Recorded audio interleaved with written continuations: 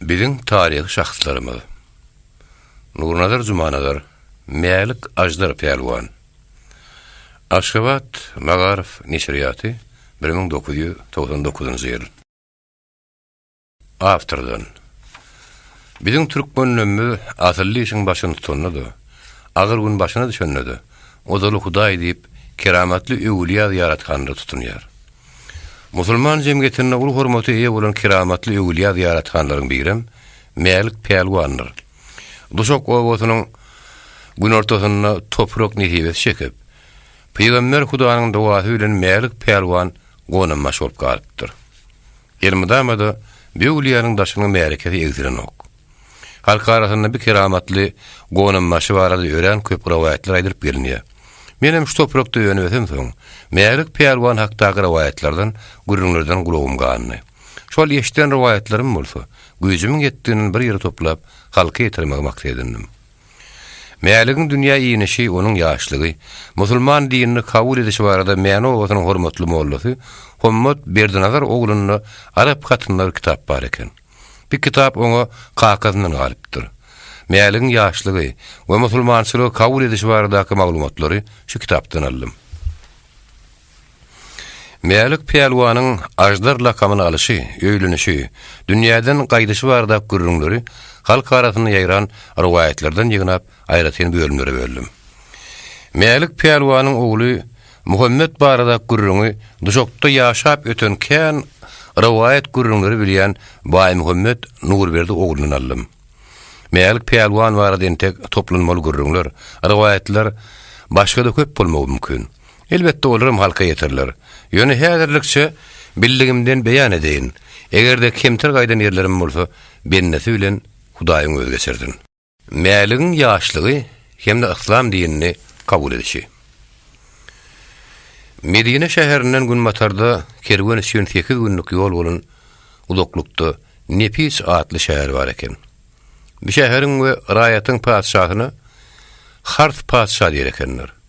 Harf padşah raýatyna bir tertip düzgün saklaýan edenini gaharjan adam bolupdyr. İslam dini ýa-ni berkirar bolup, teorik daşa ýarap başlanyny, ol köp ýerde öz taglimaty bilen uruşdy, dawa jenjeli ýol açypdyr. Ýönem din üstünde gan nökülýän wagtlara az bolmaýar eken. Harf padşahdy. Öz raýatyna hadel, başga ýerlere hem musulmançylygyň ýaýramyna garşy bolup, Muhammed peýgamberiň ýaranlary bilen bir näçe gedek ýeli gylışdy uruş edipdir. Bu uruşlaryň birinde Harf padşah uly ýeňilişe tede bar bolup, iki uly ogly helak bolupdyr. Çok edek götürüştü. Muhammed peýgamberiň goşunyny Ali serdarçylyk edipdir. Harf padşah ýeňilenden beter iki oglunyň ölmegine namyt edip, Alydan ganyny alarman bolupdyr. Ol bar umydyny üçünji ogly Mälige baglaýar. Körp ogluny Alydan gan aralmak ýoluny tirilmäge başlaýar. Mälik oglanlygynyň Hudaýyň iradasy bilen ören daýy bolupdyr. Harf padşah deminiň ýeten ýerine uruş täriminden bir zat bilýän adam bar bolsa, Mälige terbiyet edip çagyrypdyr. Başardygyndan onu İslam dinini ýigrenç öğretmekçi bolupdyr. Wagtal öz ogluny ýanyna çagyryp, Alydan doganlaryň ganyny sen alyp bermerdiň diýip, ýaşy gaýdyp barýan Harf padşah gynharlap gaýtalapdyr. Mälik gün-günden ötüp 18 ýaşyna baranda daýy hem güýçli pelwan bolup ýetişýär. Harf padşahyň raýatyna Mälik bilen güýçli ýanyşmaga milteden tapylmandyr. Goňşy padşahlyklarda da döwtalap bolan adam tapylmandyr. Harf padşahynyň serkerde başly Aliýini söwüş meýdanyna bir näçe gedek gören eken. Ol Mäligiň boýuny, güýjüni, paýgasan syýnap, ýaşam boldy kakaz ölmäke arnalyp biler. Musulmanlaryň alysynam näçe tarip etserim, onuň öňünde durup bilmez diýen karara gelýär. Serdar Harf padşahynyň huduryna baryp, Mäligiň hemme tarapdan ýetjek derejede ýetenligini boşlap, aralmak purdudynyň gelenligini aýdýar. Ýaşy gaýdyp barýan Harf padşah, Alydan aram bir gün öň alsam diýip, içini gepledip ýörüşini, bu habary eşitip tarty ýerinden turýardy, garry Serdar. Sen häzir nökerleriň bilen türgenleşik geç. Men barjagym bilmesinler. Görünmän syňlajak diýer. Serdar ruha sorap, dessine çykyp gidýär. Soňky wagtda Hart paçşaň gulagyny ol paçşa da musulmançylygy kabul edipdir. Bu paçşa da uruşda islamy kabul edipdir diýen habarlar ýetip duran soň. Terkerden getiren habary Hart paçşaň süňüni eňledi. Inna ýeskerler türgünleşik gülen gylşanlarlar diýip, ol hiç kimi bildirmän garry serdar bilen meýaly synlamak durýar. Mehnet atly peýalwan ýigit dikirgi duran ýogyň agaçlar gürdü bilen bir ronuna bilen ýolup taşlaýar. Şo wagt ol kese boýlan agaçdan atyny bökdirip bilmän duran eskeriň ýanyna taklanýar. Böküp atyny nüşýärdi. Götünjekläp duran atyň çekliginiň aşagydan iki elini geçirýärdi. Üstündäki adam bilen agaçyň aňyrsy oklap goýberýär. Hart paçşa bu wakany görüp, hoş wagt bolup minnetdarlyk bilen garry serdara nazaryna eýleýär. Serdar aýdan sözüniň aňyr ýan bilen tasdik bolanyny begenýär. Paçşaň sözsüz nazary serdar gop berilen ýaly diýär. Hart paçşa serdary "Melik häzir men ýanyma barsyn" diýip köşke tarap ýöre berýär. Güýjüni beýas gelip bilmän şar tarapa zahil ýelini bilen joglan ruýan meligi garry serdardy ordan saklaýar. Melik, sen häzir kakaň huzuruna barmalydyn diýsine, ol kakanyň kabulhanasyna at goýýar. Hart paçşa tagtyna gelip gelmänke edip bir salam berip kapydan girýär. Paçşa Meligin salamyny alyp ýanyndan ýer görkezip oturdy. Melik kakanyň ýüzüne seredip bir möhüm gurrun bardygyny aňsady. Bir sabrly gedip soramagy beýdepli kalaplap. Kakanyň öýe dillenýänçe garaşdy. Hart paçşa esluwa tezini çıkarman oturup içinden "Men häzir muňa nirä gitdim, gitmejek many ýok. Güýç kuwat tarapdan Hudaý muňa joşup beripdir. Ýöne arman başy ýaş bolýar. Nämesemke? Garaşmagy da pulýja ýok. Bütün daş töwre musulmançylygy kabul edip barýar diýip oýlanýardy. Meýerlige seredip, "Oglum, bar arzumy seni peýalwan serkerde edip ýetişdirmekçidim. Ol arzumy da ýetdim. Henem kemzi ýetişdim. Indi musulmanlaryň arasyndan ölen agylaň ganyny almagy wagt ýetdi. Dünýäde ýek arzum Ali'nin kellesini şu ýördi.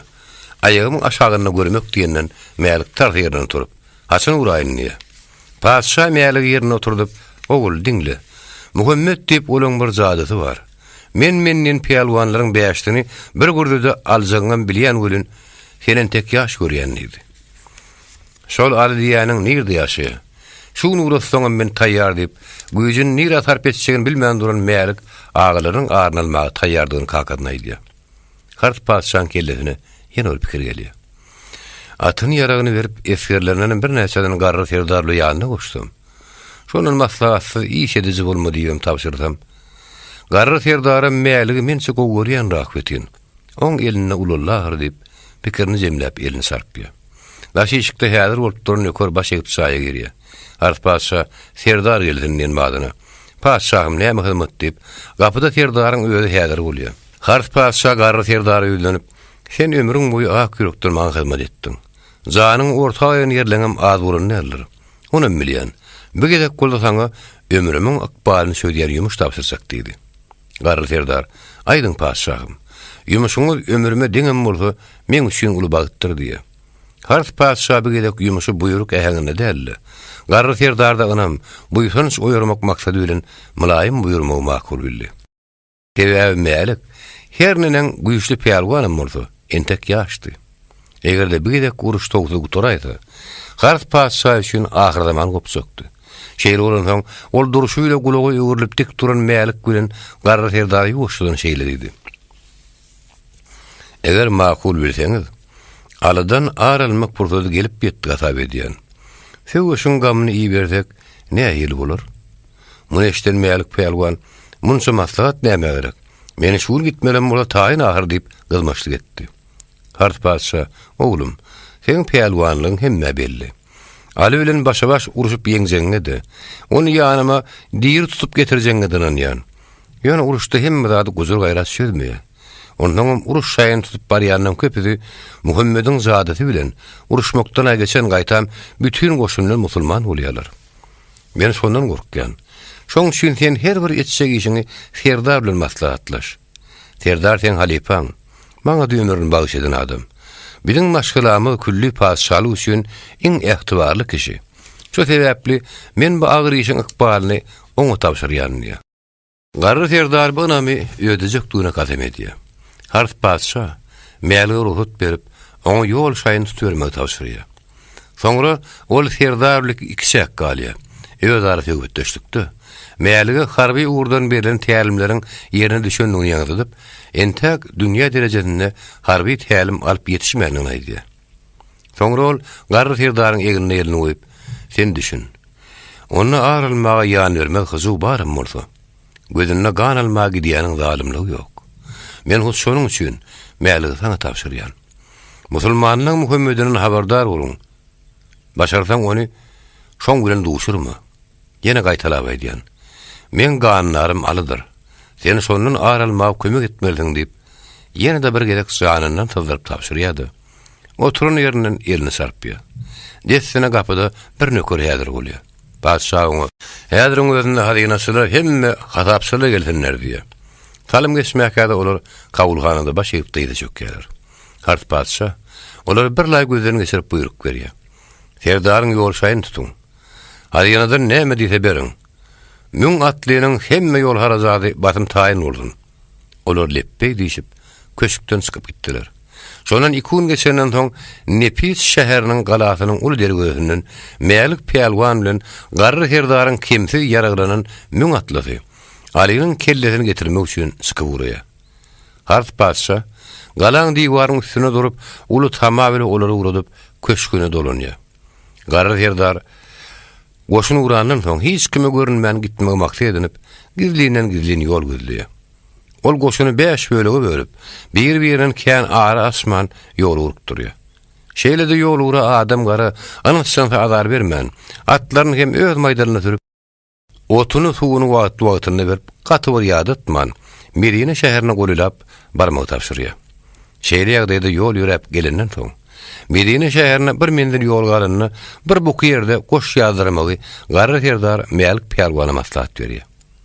Mälik pelwan Garry Serdary sen näme bir giden at ýara goşundan gizlep saklajak bolýarmy? Men ýeki ölmem gelip ganym almagy taýyn mahketi. Kakamyň munça goşunyny alyp gaýdybam gizlenip ýatsam nişik gor Serdar? Garry Serdar, mälik. Kakaň saňa ýurt basyp alýany ok. Alydan ganym alyp ýerdi. 6-7 tane atlyny alyp özüm habar tutmagy diýin. Häzir alyn ýüredi.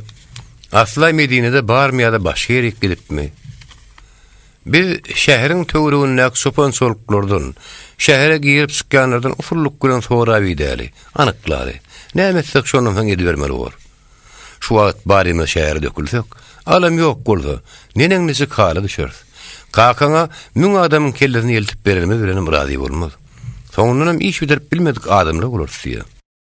Mälik pelwan pikirlenip görse dogrudanam halipaň aýdýan göwnüse eken. Mäli oňa sen hasan geljek diýär. Serdar oňa bir gece bir ýerde ýatyp ertirden bilen men 5 adamy ýanyma alyp giderin. Şäheriň daşyndan uç tapsama şo ýerden gaýdaryn. Bolmada şähere girip derur ýagdaýy anyklap ertir giýişde gelerini sen habardar ederin diýär. Diýişýär. Ertir daňdan henüz gün dogmaka Serdar 5 atly bilen Medine şäherine tarap atlanýar. Bular gün guşluk golýança ýörep, bir otluk meýdanyny 2 tane oglanyň goýunmak birini görýärler. Garry Serdar bu oglanyklary goýunmak ýagnymy diýen oglanlar salam berip hiç satdan bir habar, hawa diýip geňirgenişip diýerler. Olaryň gapdalaryny geçip ejek olanlaryna Garry Serdaryň süňňi bir zat tanýaly. Siz kimiň ogly? Mallaňy kiminki diýip soraýar. Oglanyň ýekawragy gypynsy jogap gaýtarýar. Biz Aliýanyň ogly diýenden Serdar sakka atyň başyny çekip ikiňe demmi diýär. Ýanky sorun hawa, mena Hasan, benim Hüseyin, men jigim diýip jogap berýär. Garry Serdar daş töwerine gözaýlasa, golay goltumda adam ýok. Ýanyna akylan 2 tanyna her ýeňiz birini araň diýip, nirdesin mälik parwany goýup gaýdan ýerimiz diýip at goýýar. Gün orta bolan wagty. Garawullaryň adamlar 6 tane atlynyň güýün salyp gelýänini görýärler. Bu habar mälik pelwana baryp ýetenden, mälik göz ýanyndan Serdar näme baskagarlyk kabile at saptyrıp gelir ýalyp çadyrdan da çykýar. Bir salamdan aly tudan bolup ýetip gelen Garry Serdar atdan düşüp, "Any getirin berek oglanlar" diýip, keýip kök wagty hoş mäliň ýanyna barýar. Mälik pelwan geňirgenip Garry "Bu getirin çagylan kim?" diýär. Orada göğün hoşallı. Bular musulmanlaryň alasynyň ogullary. Hut peýgamberiň hem gyýdanyň agtykları. Ene dogonyň ýerine Aliň iki ogly diýip jogap berýär. Garaşylmadyk ahwalata geňirgen duran meýalik peýelwana Serdar täzin güldürni. Ýadyr atlanyp nirdesin nepis şäher diýip ýöräli. Ogullaryň direkläp biziň ýerimiziň Aliň öýüdi kogor. Bir öýdümde gerek ýerde gan oljak Aliňiň kellesini alar sürün. Iki dogonyň ýerine 3 kelle edip kakan huzuryny elteriz. Kakan ýüregi ýerine geler. Munun artık mas işem kakan diye tavşırmadı. Sen başka ýyl uruş edesin gelse wagt tapylar. Bir gerek tavşyrygy ýerine getirelim. Alatarmyk hally duran meýalik peýelwan. Kakanyň her bir işi Serdardan maslahat etmegin. Maňa diňe dogonlaň ganyny almaň gerek diýip gaýtalap tavşyryny ýadyna düşýär. Dogrudan iki ogly ele düşdi. Ondan mara diýilýän alyp bolýan bolsa ýokman şagalaryň ýerinden çykar. Serdaryň aýdyşy ýaly. Ýerinden baran ýerine de onuň bilen bellerini edip bilýän ahir diýip içinden pikir öwürip meýalik peýelwan goşuna ýola düşmegi tapşyrýar. Hasan öle Hüseyniň hersini bir düýä tirkep orzada oňan adamlar. Nirdesin nepis şäher diýip howlukmys ýorrywany bolýarlar. Bir Fatma da şogun gapydaky onun meş goýuny Hasan bilen Hüseyne nan suwuny berip, "Agşama seni bakyp geliň" diýip meýdany gurutdy. Çağıran gelmeli wagty bolup duryn. Olar entegem gara beren okdy. Gün giyjikdigçe bir Fatmaň ýenjeri gasyp başlaýar. Oyunu da güýmenip günni giyjikdirýänler diýip ol özüni teselli berjek bolýarym göre. Oň howsarasy barha güýjýär. Gün ýaşansoň şagalaryň ýerine adam ýeberýär. Goýunlaryň bakylýan ýeri belli bolan soň, ýeberilen adamlar ogluny tapman öz başyna otlap ýören goýunlary sürüp getirýärler. Bibi Fatma her näse Hudaýa sygynyp giň gürümlik etsek bolsa-da, her aratarmak pikirler kellesine gelip başlaýar. Peýgamberiň agtygy, Aliň ogly diýip bütün şäher adamda syýlap, hormat goýanym bolsa, düşmanyň ýeterlikdigini bilýän üçin ol dessine Aliň ýerine adam ýeberýär. Ali öýe geldi. Bir Fatma yarım ýaş bolup otur. Ali dessine atyna atlanyp ýanyna 3-4 adam söýlen, oglanlaryň bolaýjak ýerlerini barlamagy diýip. Baş töwerek at udurup boldy.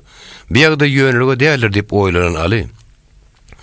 Ýöňlerinden çykanlardan her näse soragy gidegse gördüm bildim ýokdy. Ahir bir adamyň onun meş goýunyň günürtanyny we şopony otlap ýörenlerini gördüm diýen habaryny soň Ali behpine ýyl bolýar. Inni gijelikde nirden kimden habar tutacak? Hani öýde barıp görün, belki hem oyunu güýmenip mallaryny ýitirip, gözläp da gelip gijak alyp öýe baran bolmasynlar diýip öýüni gurýar. Aýagy üşen ýarda ogdurlap öýe girip bilmän Aliňiň gelerine garaşyp taşarda gelip berän bir Fatma, oň boş gelenini görüp owatly köýnek giýýär. Ali ýagdaýy peýgambere duýduryn diýip urýar. Muhammed Peygamberem ýasyna bagyň duranlaryny Aliň ýokdugyny bilip onu soranyny Hasan lögüsiniň tapylan ok. Şolaň gözlegini gidipdir diýipdirler. Muhammed Peygamber namazdan soň belli bir habar bolýança hiç kim dagamasyn diýip ala garaşypdyr. Ali gelip Peygambere ýagdaý boluşy al görüň berýär. Peygamberem günne gidip gelip duran şagyry ýetämeli bolarmy? Bir işin ýerine ulur ahwalat ýatan olaýmasyn diýip içinden pikir öwürip oýaşym oturka. Daşardan ýüdüň tarap gelýän atyň ayak sereşdirýär. Daşarda duran adamlar ylgaşyp gelip üstü adamsy zeriýetwa garagan bolup duran bir atyň gapyda daýaranyny habar berýärler. Onýan şada bir atyň Zeyd intahyran kydygyny aýdýar. Daşyp görseler, dalжyp gelen at dermurip dur. Peýgamber ähtibarly adamlaryň beýaşdyny dessine atlanyň diýip şol atyň ýerine düşmek buyurýar. O jenewrun kömege mätäş bolup gelenini hemmeler dessine duýup atlatyna atlanýarlar. Gany boýuny at kişiňäp bu adamlaryň öňüne düşüp gelen uğruna ýüdüň talýar. Giýjäň içinde şäheriň çetine gonamçylykdan esli geçip ol gany ulaşyp ýatan eýesi Zeýdiň üstüne eltdi. Zeýd zordan pişirdap öz atlylary bilen töwereg gödüşi gelip ýörke. Hasan bilen Hüseyni düýä tirkap alyp barýan meýalik peýelwanyň goşunyna duşanyny aýdy. Soňra olar halat etmek üçin uruşup agyr ýaraly bolanlygyny, atynyň ony uruş meýdanynyň alyp çykanlygyny, bir ýere gelenine bolsa atyň üstüne oturmaga da yaramanyny ordan düşündirýär. Peýgamberiň agtyklaryny duşmanlaryň elinden halat edip bilmänligi üçin ötünüş sorap, ol gitdiňçe ysgynlaşýar. Baran adamlar Zeýdiň kellesini galdyryp oňa bir kere suw içirýärler. Özüni biraz rastlan deyitten, goşunyň nire bar ýanlygyny, olaň sanynyň takmyran näçe ýakdygyny soraýarlar. Deyit, goşunyň sany 1000 badyr. Özüm harf paşanyň ogly, Mälik Pelwan baştony gedýärip, bir togruny ýady, amanadyny tapşyrýar. Deydi, sigirdem ağaçtan tabut ýasap aty ýükleýärlerdi. Göni peýgamberiň ýanyna alyp gaýdýarlar. Gelibim onun aydın zatlaryny sözmesiz beýan edýärler. Peýgambere Zeýdiň iň soňky deminne Hasan Lögüsüýniň azad edip bilmeýänligi üçin öwran ötünüş sorap, zan berenini aýdýarlar. Muhammed peýgamber Zeýd intahiri ertiriden hormat bilen zaýlmagy tapşyryp, Hasan Lögüsüýniň halas etmegiň maslahatyna başlaýar. Muhammed peýgamber kimden näme maslahat bar diýe. Oňa ilkirin alyp eslenýär. Egerde 1000 atly bolup gelip, uruş etmän men ogullarym alyp giden bolsalar, olaň hökman menne ary bolmaly. Ruhsat bolsa häzir atlanjak. O näme üçin häzir? Ali gaýna taýana çekinjeklik bilen öýe barybam bagyr oturan Fatmanyň ýanyna erteleşen oturan häzir uranyň gowy diýe. Muhammed peýgamber bir iş howrup edilýän işdel. Häzir barıp Fatmany köşüşdirýärdi. Ýanyna durun goşun başlaryna ertel gün dowmaka kowa taýýar bolmagy tapşyrdy. Soňra ol Alynam ýerine düşürip gyýdy bir Fatmanyň ýanyna urdy. Odalam ýüregi ýarylyp barýan bir Fatma kakasyny görüp aglap onuň kukuryny başyna goýýar. Bir Hudaýyň urdugymy kaka. Muhammed peýgamber gyýdynyň perişan halyny dözmän şeýledi. Bu Hudaýyň işidir. Edip bola ertel gün dowmaka özüm olaň gözlegini ötşek. Hudaý bizlik bolsa şagalan gitjek geri ýok. Bir Fatma kakasynyň agzyndan bir sözler eşitip Hudaýa sygynyp her näme bolsa köşeşdi. Mahabar bütün Medineň içine ýyllarym sartlygyny ýaýraýar. Bir Fatma uzak gece Hudaýa çagyryp dik oturýar. Dan bilen jemlenen goşuny Muhammed peýgamberiň öýde ýol başyr gelip, Hudaýa çagyryp kowa urýarlar. Mälik Pelwan göýekdäki dilegi ýerde gowşan adam. Ol keýpi kök bolup, goşunyň ortasyna Hasany bir düýe, Hüseyni bir düýe tirkep, nirdetin nepis şäher diýip ýöreberýär. Şo barmana buryň öňünden 200 atlydan gowrak goşun çykyp, habarlaşyň diýe. Mälik Pelwan olary Alinyň ogullaryny ýetir edip alyp barýan ýa-da olar sanlaryň azyny garamazdan buluň üstüne topulyp söwüşe başlaýarlar. Mäligiň goşun telim wagt ber uruş aladasy bilen başyna gaý bolup, innem 2 tane oglunjy alyp barışlaryna da oňul düşünmän. Uruşda ýerinde gaýdar sen pikirdedi. Olaryň ruhy belentdi. Şoň üçin olar Zeýd intahyryň goşunyny bir salamyň içine gyrgyna berip, barçany gylyçlaryny geçirdiler. Ýokarda belleşimiz ýaly. Zeýdem agyr yaralanyp gypat bolýar. Garry serdar Mälik Pelwana bir tütäniň duşun goşun. Bular hiç satdan habarsızdyr. Ali biziň ýerymizden ertir ýeter. Aryň onsoň hasam ýerine salarsyň diýip tekrarlady. Oly ýoluň çatyrgyny Hasan gelserin taýýar bolup durulyp, uruş üçin ýöldürni ören amatly taplan ýerine goşun taklap, garawullar goýuşturup, ala garaşmaga başlaýarlar. Olar peýgamberiň öýüniň geljeginiň bir habardylar. Muhammed peýgamberdir Ali öýül goşuny bilen olaň ýerinden haýdap kopup gelýärler. İki tarapyň habar bermek üçin goýulan adamlary goşunlaryň bir-birine golylaşyny baştonlaryna habar berýärler. Garry serdar goşuny öz güýüne jaýlap jeňe taýýarlapdy.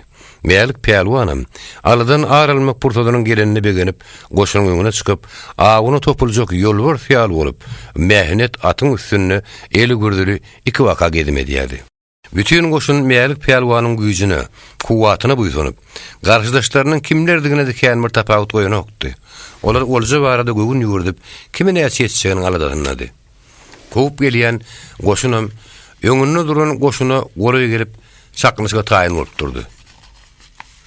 Iki oğlunun yumruk ýarlygyny seretmän, düýätir kelip alınıp gaýdanyny, Zeýd intahyryň goşunynyň olary halas etjek bolup gyrlanyny Ali Şir Hudaýyň gahar geçsek derejene ýetipdi. Ýerine duran goşunyň Ali Şir Hudaý bilen söwüşe girip, ýeňilip çykany soňky wagtda ýadan çönokdy. Mesapara ýetir düşen çağlar Ali'niň öýde ogullary. Peýgamber Hudaýyň agtyklary Hasan bilen Hüseyni halas etmek üçin olaň ýaýlasy öz şirin janlaryny bermäge taýýardylar. Attanam düşmän, gün uruşa taýýar bolup, buýrugy garaşýardylar. 2 günkü kowy olaň ýadyna düşenokdy. Onyan sa orta atan sürüp, Mälik Pelwan çykýardy. Haýsyň aly bolsaň orta çyk. Men diňe şoň kellerini almak üçin geldim. Men gaanlarym alydyr diýip gyýgyranyna edil gök gümmürden ýaly bolup, mäligin sedi bütün goşunyň ennamyny jimşilletdi. Alişir Huda adyny götürüp ýören alady.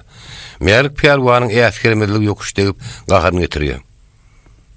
Kimmi şo aly bolsaň gel orta diýip beýleklerden tapawut goýmany gyýgyrmagy.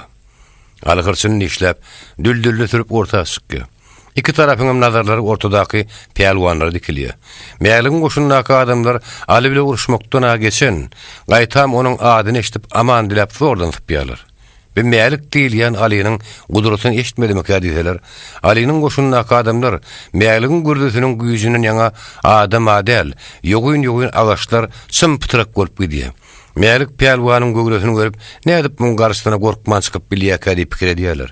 Onuň sady iki gerçegiň gılıç mıdır gördüğü ağlatmanına çakışıp, yıldırım çakan ýalyp o sabrat başlıyor. Muhammed Peygamber mälik pelwanyň ortaga çykyp, Aliýny tögese çagyryp duruşyna tin edip, öýdýänen pikiri görýär. Allah janlarym, bu ýaş bolan. Beýle nazar kerde daýy ýigide ömrüni görenlerlerin. Soň näme oturur kategoriýasyň.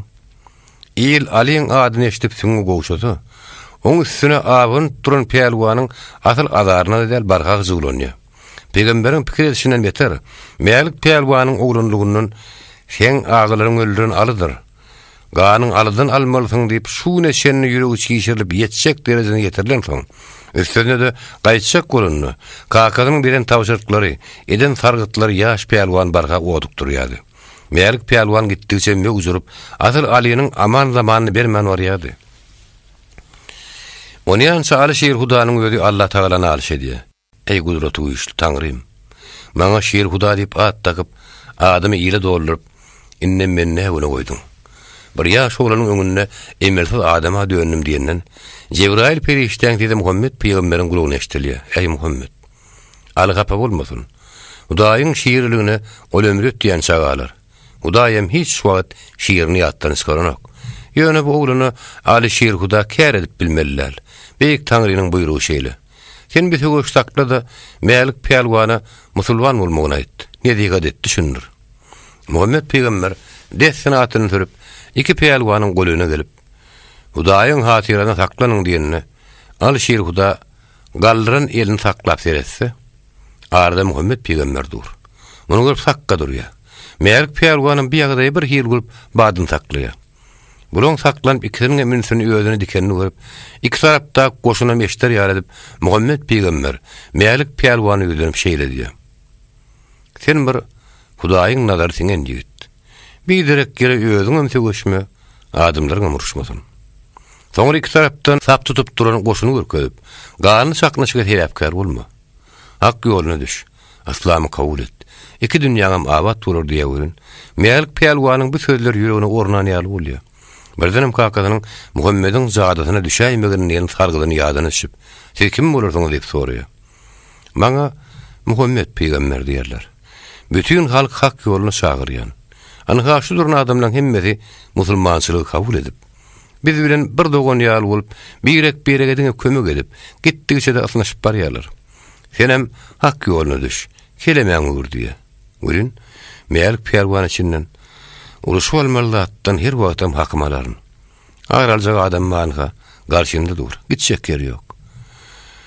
Ähli halk bu sözüne inanyp musulman bolýan bolsa, doğrudan bulan İslamyň näme gudraty barka synlap görün.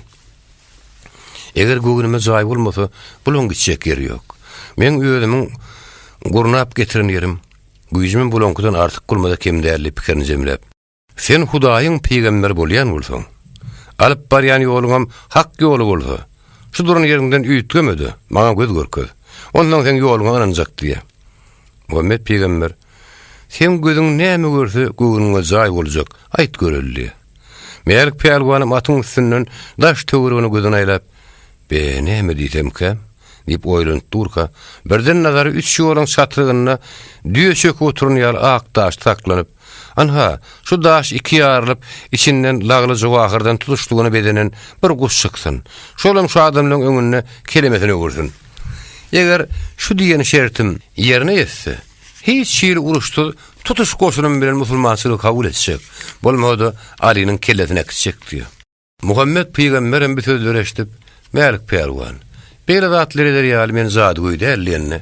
Cebrail perişteň tede gulagyny eşdilýär. Muhammed, sen darykma? Allah Taalaň öýde bu zatlary şöýrik getirip gurnoýa. Bir daş näçe müň ýyl bäri purtada garaşyp ýatyr. Sen atdan düşde goýlyna barda dua et. Galan Hudaýyň işi diýe.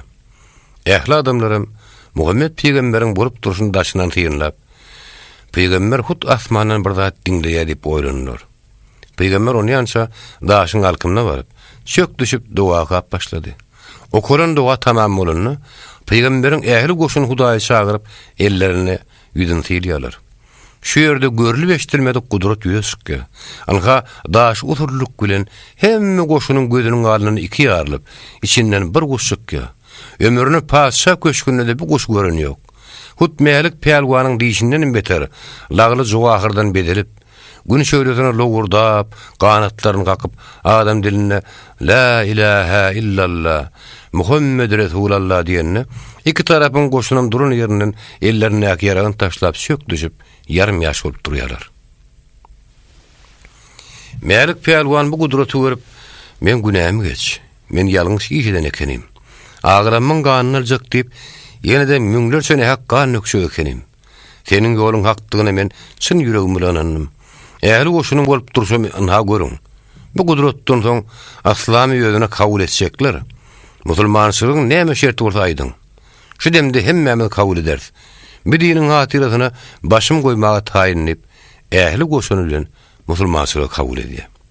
Muhammed peýgamber bilen Hazreti Ali şeýle Huda da näme maksat dure gelendigini düşünürip, mälik peýalwany ýagdaý ma'lum edýärler. Mälik Hasan ile Hüseyni getiriň diýip buyruk berýärdi. Olar boşadyp babasy ile kakadynyň eline öz goşuryp şeýledi. Inde mundan beýlek. Eden günälim üçin Hasan ile Hüseyniň hersini bir ýerime mindirip piýadalap Medine şäherine eltirin. Garry herdara da ähli goşuny bilen tä gelýänçe garaşmagyny tapşyryp, olanyň hersini bir ýerine mindirip alyp gidýär. Bütün goşun bu waka hayran galýar. Käde musulmanlygy kabul edenler beýle bir hak ýol bolar ekenini işleler. Muhammed peýgamberiň öz goşuny, peýgamberimizin Hudaý Taalanyň ýanyna hatyrasynyň şeýle berentdigini işleler. İki tarapam aslamyň güýjüniň hak ýoluny şägiriň ýokdugyny gözleri bilen görüp hayran galýarlar. Mälik peýalwan Hasan ile Hüseyni şo gelişine ýeginden düşürmän, hatda uğrundan nanyny suwuny berip Muhammed peýgamber Alşir Huda bilen bir Fatmaň ýanyna gaýdy. Şu wakany öňünden şähere boşluk berip halky ýetirýärler. Şäheriň ähli adamlary bir Fatma, Abu Bekir, Ömer, Osman, ähli sahabalar bilen olaň öňünden çykýarlar. Mälik peýalwan bir eden hatasy. Ýani Hasan ile Hüseyni çekdiren horluklaryny bagyşlamaklaryny sorap, oglunlary eginden düşürmän durýar. Bir Fatma bolsa, bu zatlaryň hemmesiniň Hudaý tarapyndan aýdyp, şunun ýaly Hudaý nazary singen ýigidiň uruşda hut öz ynamy bilen musulman bolmagyny ogullama sebäp boldy. Muňa gaýtan begen ýasy. Bu mälik peýalwanyň ruhuny hapsa göterýär. Muhammed peýgamber hemme ýakyn adamlar bilen mälik peýalwanyň ýanyna alyp mesçide baryp, aslam üçin, hak ýol üçin uly iş edildi diýip adamlar gutlaýar. Mälik peýalwanyň musulman dinini kabul etmek üçin çatyrykdy. Töweş meýdanyna duran mähnet daşyň Hudaý tarapyndan müňlerçe ýyllap garaşanlygyny, o arada bolsa hut şo wakan gidip duran wagty bir baryň Cebrail perişte habar ýetirenligini Muhammed peýgamber habar berýär. Şondan soň oturan adamlaryň hemmesiniň nazary mälik peýalwany dikirip, Hudaýyň ýanyna bir ýaş peýalwanyň hatyrasy görnä hil berendekenip mälige hormat goýarlar. Mälik peýalwanyň bu gurruny Muhammed peýgamberiň hut öz agyzyndan eşdip, bulan wakany birin täzeden gözüňden geçirip görýärdi. Meni kakam arylmak üçin Ali'ni öldür diýip okudyp, ýürüte türgünleşdirip ýörüpdir. Asyl men hini dünýä iňmäkem. Men musulman bolmagym üçin Hudaý hemme ýagdaýry öňünden taýin eden urdan etjek diýip, ýene bir gerek islam üçin näme etmeli taýinlyna aýdýar. Ol Hudaýyň iradasyny bir jaý eden üçin Muhammed peýgamberi Alşir Huda töwregine oturan adamlara köp minnetdarlyk bildirýär. Soňam endi men öz şäherime, kakam ýanyna baryn. Orada dogry ýol aýdaýyn. Bir direk geri goşun jemläp duşman bolup ýörmedýäli. Gören zatlaryň bolşy al kakama da aýdanyp Muhammed peýgamberden urusat soraýar. Muhammed Peygamberem meýäligiň islamy kabul etmegini ýene-de bir gezek gutlap dua okap, diniň hatyryny etsek işlerini rawaşlyk arzu edip, Alişir Hudanyň ýanyna goşup, Nepis şäherine ýolluýar. Ol şäheriň adamlaryna düşündirip, hiç şiil dawa jenjilsiz islamy kabul etmekligi Hudaýdan dilep urut berýär. Meýälik pelwan, Alişir Huda bilen bilelikde uranlaryna bolsa, bir iki pelwanyň islam üçin yürekdeş doğun ýaly bolup, bergenlerine şyn yürekden gonyp, ýene bir gezek ak pata berýär. Meýälik pelwan da çyksa, kenedin bütün şäher halky on garaşyp dur. Ýylyň hormatlap ýola salýar. Bu akarry meýälik pelwanyň yüregine ömür öçmejek ýakymly duýgulary. Meýälik pelwan Alişir Huda bilen tirgeşip, gören gudratyndan henidem aýňalyp bilmän duran goşuny bilen garry firdaryň ýanyna barýarlar. Meýälik pelwan şaýyna harim iýmen, ähli goşuny ýygnap Medinede gören eşden zatlaryny görüň berýär. Bütün goşun hak ýoluna düşenlerini berk begenýärler. Meýälik pelwanyň süýlen, öýdürüň musulmançylygy kabul edendiklerini, ömürleriň ahyrlaryna çenni hak Hudaýy taryplap geljekdiklerini aýdyp, mundan beýle islam üçin baş goýmaga da taýýardyklaryny aýdýarlar.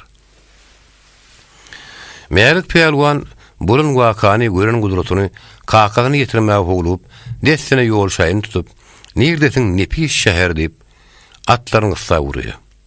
Galat akçylary, ýol garawullary meýälik pelwanyň alyny hem alyp gelýändigini Hars paşa habar berýärler.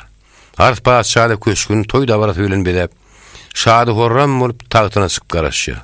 Meýälik pelwan gala goly gelen destine derweden açyp garşalýarlar. Meýälik pelwan köşke girip, Alişir Huda garry serdar bilen kakanyň huduryna barýar. Hars paşa, "Hani men ganlarymy getirdiňmi? Şu durun aly diýilýänmi? Benäme ýetir alnany meňdeşdärle" diýip, "Salam heligim, fagylgamandygym" unutup, gahardan gan öýlen gözleriniň agyny köpeldip ogluny herrelýär. Onuň ýagdaýyny düşünip duran meýälik pelwan, "Kaka, men ähli goşunum bilen gudrat görüp musulman boldum. Hak ýol eken. Senem musulman bolup diýmänkä, kaka zöwü ýerinden turup, men saňa gitmäkä aýtmadymmy? Muhammediň zadyna düşäýmegini. Men nähil höwesle seni ýetişdirdim. Senem men bilen ähli goşunum bilen musulman boldum, gudrat gördüm diýäňmi?" Jellat diýip gyýgyryp, gapalgamak surunny meýälik pelwan, "Kaka, hana burdur, diňle ahyryny" diýip, uşagynyň tutup saklanyny gahar bokurdygyny gelen Hars amanadyny tapşyrýar. Alişir Huda meýälik pelwany öýlenip, "Bu atlaň hemmesi Hudaý tarapyndandyr. Sen kakana musulman bolmak buýrulyň näler?" diýär. Meýälik pelwan Alişir Huda bilen maslahatlaşyp, şäheriň halkyny giň meýdana ýygnap, halka islamy kabul etmek barada wagt nedigat etmek makul bilýärler. Olalım, meýälik pelwan alyny getirip habar eşitip, üýüşip duran halka ýüzlenip, öýdün Medine şäherine kakalaryň näme üçin iberendigini, şonu bolan wakany birin görüň berýär. Halkyň içinden parasatly bir adam çykyp şeýledi. "Sen iki dogonyň aldyran adam. Senem goşunyň bilen gudrat görüp musulman bolunmursyň." Ol ala tarap ýerinde boldy. "Anha ganal mal adamyň bilen dogon bolup durdyň. Sen ýaly pelwany göz görkezip unandan bolsa, biziň senden namdar kimmiz bar? Sen kabul eden musulmançylygyny bizem kabul edýäs. Bütün halk meýälik pelwanyň hatyryna musulman bolýar." Alişir Huda da meýälik pelwana kakan Hars paşa gahar üstünde sanylygy dolu bildi. Inne şu günden başlap kakan ýerine musulman raýatyň ilkinji musulman paşa sennip ak pata berýär. Meýälik pelwanam paşalykdan halkyň musulmançylygy kabul etmeniň hatyryna ul sadaka berýär. Alişir Huda wagt hoş bolup Medine şäherine urmakçy bolýar. Ol musulmançylygyň hemme tertip düzgünni berja etmek üçin ýörüýte iýerilen adamlary meýälik pelwany tapşyryp ýagşy dilegler bilen ýola düşýär. Meýälik pelwanam ony Nepis şäheriniň eslara açýança urudyp gala durunýar.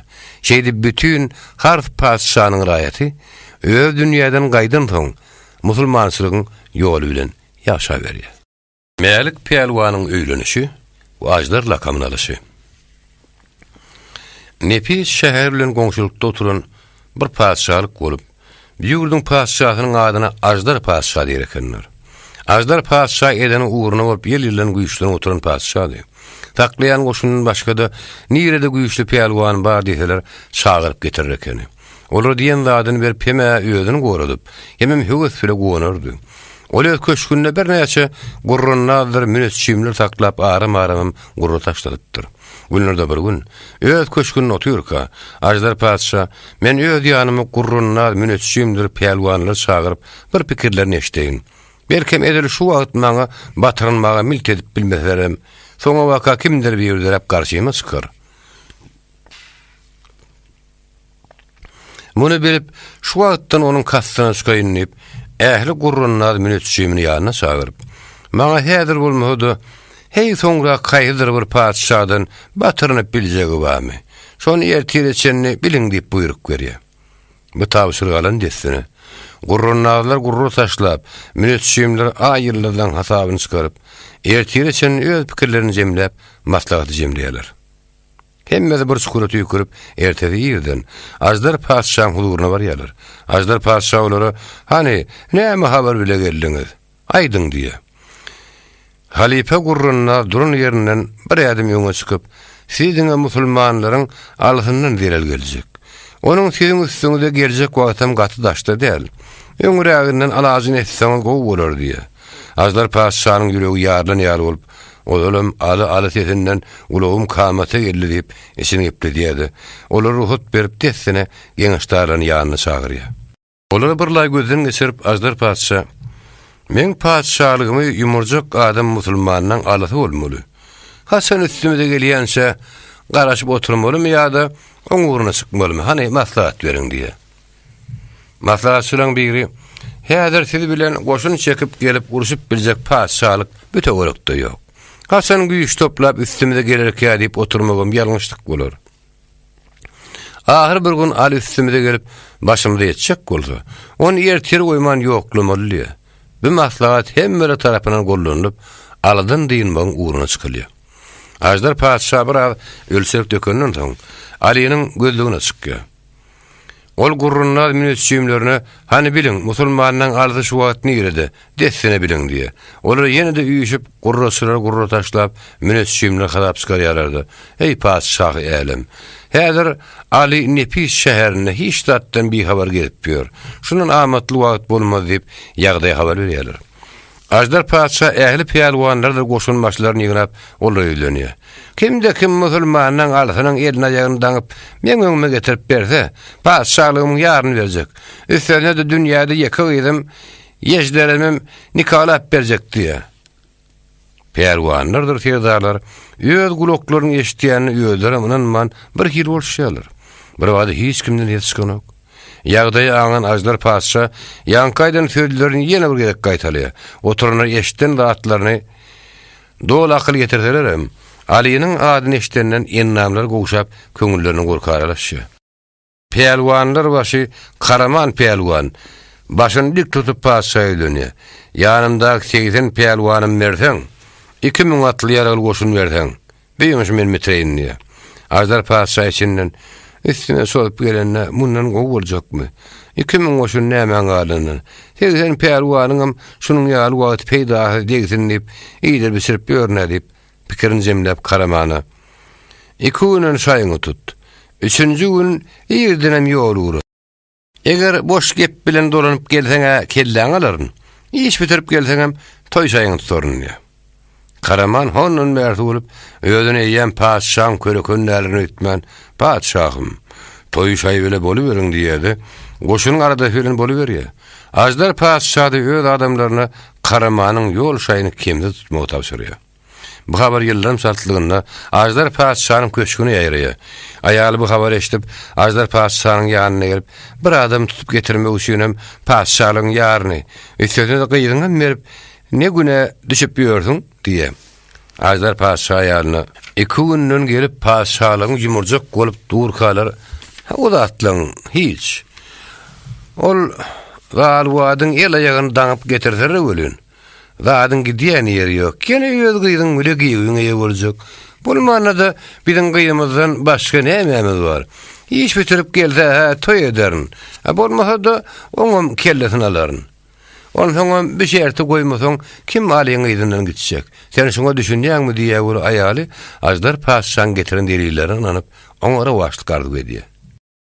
Öýe gara başyna iyi bisip taýsy peýelwan bolup paşşalykda peýwatyny gezip ýören Karaman paşşan gyzyny alsam iki günden köşkönmenki özümün paşşa bolan nepeni urmaka Ali'ni görmäke öz ýanyny göwün ýürdüp hemmer o deli getdi desene ýol şaýyn tutuldy. Ol 3 gün ýürenine Nepis şäherine baryp ýetdi. Nepis şäheri musulmançylyk kabul edip, Alyşehir Huda bilen Mälik Peýelwan dogan boldy diýilenden soň Daşdöwrekde ne garawul goýuldy, ne de takly.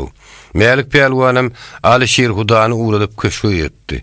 Şeýlerde galanyň agzyna giren goşundan hiç kimiň habary hem bolmady. Karaman bir hekayet. Bir menzil ýöňümden çykaryp, ulu çakmışyk bolmagy deregine galaň agzyna gelinçäk adymy tutýan ýok. Ýa-da bar diýilýäniň bir özi näçe müň adama taýmyş diýere göre. Gelibersinler bakallyp äskirmen oturmy kadip, oýlany dergede goly gelýär. Galaň hakçylary goly gelen goşuny gören matlaryny atşapdyryp, Mälik Peýelwana habar berdiler. Mälik Peýelwan Alyşehir Hudany uğradyp gelimi köp wagt geçenok. Men ýan gala ýerinde de hiç ýyl tottolan görmedim. Ya Ali bir zat üçin ýerini doranyp beräýdim kädip işini gepletdi. Keni paşşalygyň nämediğini bilip ýetişmedik, ýaş oğlun hiç tatdan gapyny etmedi. Gaýtam taýsy Peýelwan Alyşehir Huda bilen başa-baş uruşup, askyn nälerini göz ýetiren soň, o dünýäde başga ýerden öýüne garaşlaş badram etmän ýaragysyz zatly garawullar bilen daşykdy. Han bir gelen kim? Habarlaşyň nefteretse bir giden goşun dergede yetip gelýär. Onu ýansa-da Karamanyň öýüne has goly gelip, sen men ýok ýögün tesbiren, han şu Ali diýilýän. Maňa Ali gerek diýip gyýgyrýar. O döwürde öýüne göwün ýetýän her musulman urusujy. Men Alidyryň diýip uruşa gereken. Karamanyň näme maksat bilen gelenden bir habarly bola ende gorkürküni bilmeýän Mälik Ali'nin näme derdiňini hemen Ali da diýenden Karaman we ady dünýäde olan Peýelwan göre özüme ýutujyk daýaw kenip pikirlenýärdi. Onu gapyrlykda basmakçy bolup, goýda duran 80 Peýelwanyna gyýgyrýar. Tutun. Olaň hemmesi ýerlerden topulýarlar. Olar diýsene onun iki tane gara hakçylaryny öldürüp Aliň daşyna geçýärler. Mälik Peýelwan her näçe urup ýykyp uruşdy. Her kim ýeten ýerinden, kim kellesine, kim arkasyna, kim döýüşini urup, onu uýunlugyna ýykyp elini aýagyny taraýarlar. Ali'nin iki tane düýän ýanyşyk satyp üstüne keserini ýükleýärler. 20 töweregi Peýelwanyny ýitiren Ali'nin munyň ýaly aňsat ele salaryny diýip asla pikir etmedik. Karaman, galanyň içindäkiler hiç tat bilmäkäler desene ýygyny gurýar. Ali'nem ele salandyň, paşşaň ýanyna saltrak ýeteýin diýip, şeýle gyssanýar görün, hiç tadyň senlerli. Mälik Peýelwan ertesi gün ortan ýödüne gelip gözüni açdy. İki tane düýäniň üstünde kede daňylyk ýatyr. Daşan bir giden goşun. Ol kellesini galdyryp, kimdi? Men nir alyp barýaňy diýse, ýelaýagy daňylygy Ali'ni hedredip syňlap barýan Karaman, ýatyber. Tomaşan ajdar paşşaň ýanyna baraňdan soň görersiň. Ali diýip adyňdan bizar bolduk. Anhaýynak baryn Karaman Peýelwanyň eline. İstesem diýilterin. İstesem öldürüp kelläň elterin diýse, Mälik Peýelwan sinden beýe bulara gerek Ali keni. Men bulan ýerine düşdüm. Bir ýagdaýda men etjek ilajym ýok. Häzir bir zat diýsem, şu ýatışma kelläm sap etmän hiç taşda bilmez. Han garaşaýyn, agam Ali ýerinden her ýere äkisleňizem ýeter diýip öýüni rahatlandyrmak guruldy. Birdenem bolmasa, sen Peýelwanyňa göwün ýetýän bolsa, beýdip men namartlap ýaketme diýeti geldi bolun. Öýüniň aly däerligini bilseler, öldürüp taşlap gidibermegem mümkin. Ondan agam ýerine gidip ölsem armanym näme? Han nire äkisleri görelnäm bolýaka? 5-10 gün may bolsa, Allah habar ýeter. O bir ýerde demin bar bolsa ýerimden geler. Ondan görerin. Kör gatadyny bir alýar diýipdirler diýip, öz goýberin hatasyna ýökünip ýatyberdi. Ýatmanyna da oň etjek alagy ýok. Bir ýetmeli dadym. Diň hemen Alydyr nämeli? Ölsem Aliň ady bilen ölmeli pikirini jemleýär. Karaman Peýelwan inni bir çiýişe ölün gaýdan naksyň şakam däl. Daňylyk ýatan Ali'niň ýanyndan aýrylman ýürep, töwerek daşyň naklary uly gopgun turup berýär. Öýüni paşşaň körekeni bollum gatay edýärdi. Şoň şeýle bol baryň, ajdar paşşa höýünjiläň. Karaman musulmanlaryň alsynyň elini aýagyny daňyp alyp gelýär. Toý şaýyny tutuberiň diýip öňünden sapar gönderdi. Bu haberde etsine Ajdar Paşaýa ýetirýärler. Paşa bu habary ýygyrdan eşitip begenjen iki bolup bilmedi. Onun Karamany her näçe gün ýetýänem bolsa, alyny tuttuk diýen habary muň ýary şart garaşmaýady. Öýdeden işine öýdýanyň monşa bolup garyn ömrüni arkaýyn ýaşajakdygyna begenjiniň şägi ýokdy. Günertanlar Karamanyň galanyň derwesiniň agdyna gelenini oňa habar berýärler. Ajdar Paşa da olary ýanyna wedil wekillerden köşüň öňünde tomaşa edilýän giň meydança çykyp garşylaýarlar. Onu ýanşada Karaman Pelwan iki düýäň üstünde keserini daňylan alyny alyp gelýär. Düýeleň üstünden düşürip onu Ajdar Paşaň öňüne getirip, daňlaryny hem çölmän palçyladyp ýere taşlaýarlar. Ajdar Paşa meýalik Pelwany görüp, "Bäda barahy, daga aşýa döl pelaket, aşmaçy däl eken." Pelwan nip saklap ýörenlerime muň ýanyna çağıjyk ýaly. Hani Karaman Pelwan we pelaketi näde tutduň diýe. Paşaň suwalyna Karaman Pelwan, "Men göwresini seretmäň. Men ýanynda bulan oýuny bolmaz. Haýny mene sözünde durup, seni bir adam diýinlerdim. Galany siz bile paşahym diýe." Ajdar Paşa sözdür. Toý şaýyny tutuber. Erti bütün halky üşürüp, men galan başyma ýumrup, paşalygym ýok etjek, alyň kellerini kesip, gyýdymym Karaman taňa berjek. Paşalygyň ýarsynyň eýesen bolarsyň, häzirden halka zar çekdiriberiň diýe. Bu habar aýratyn köşükde kendileri bilen bolup ýören Ajdar Paşanyň gyzy ýejdere ýetýär. Ýanyna kendileriniň anamdarlaryň birini ýanyp, "Kakam başyny turmak üçin meni Karaman Pelwany berjek bolýan bolsa, ol ala diýilýän nähil adamka, ölmäke menim görüp galýyn." Alynyň ýatan ýerine bar ýa. Ýanyna adam goýuberilmän şeýle berip saklanýan bolsa, paşaň gyzy bolan soň ýejdere zat diýmen Alynyň ýanyna goýberýärler. Ýejder baryp görse, diýilişinden 5 öter mehnet bir adam boýdan maşy el aýagy daňylyk ýatyr. Ýejder oňa içken tiýin edip, ýüzüne seredip oýup atdy. "Bine hil bolýar. Men hini gidijik gyjak kam, aly diýip eşitýärdim ahyry. Bu ýatana her näçe daýagym bolsa ýaş oglan. Ýaşam meniň uly däl. Bir ýerde bir zada bar. Näme diýseler munyň aly bolmaz. Aly bolmak üçin bir ýatanyň 15-20 ýaşdagy uly bolmaly. El aýagy daňylyk ýatan ýetýärden "Saňa kim diýerler?" diýip soraýar boly. Meýalik Pelwan, "Maňa aly diýerler" diýip ýüzüne beýlek öwürip ýatyberýär. Onu da ýejder guly baryp, "Sen nädip aly bolýan? Men hini gyýjak kam musulmanlaryň aly diýen Pelwany barmyş. O ýerde ýegidipdir, bir ýerde beýdipdir" diýip kän eşitdim. "Sen bolsaň hini ýaş oglan, senin aly bolmaz. Han dogryňy aýtdyýarem göre ol. Men alydyryň" diýip şol bir gaýtalap dur. Ýejder mundan dogry jogap alyp boljak däl. Her näme diýseň sen ala diýersiň diýip oýup atdy. Ýejder Karaman, "Men alyny tutup gelerim" diýip gidelibäri. Gelip menini Karaman ýaly dünýäde uruş gowgadan başga hiç adam pargyny bilmeýän bir nadana aýal bolmaly bolaýarmy kam diýip işini gepli diýerdi. Muňa diýseň namys edýärdi.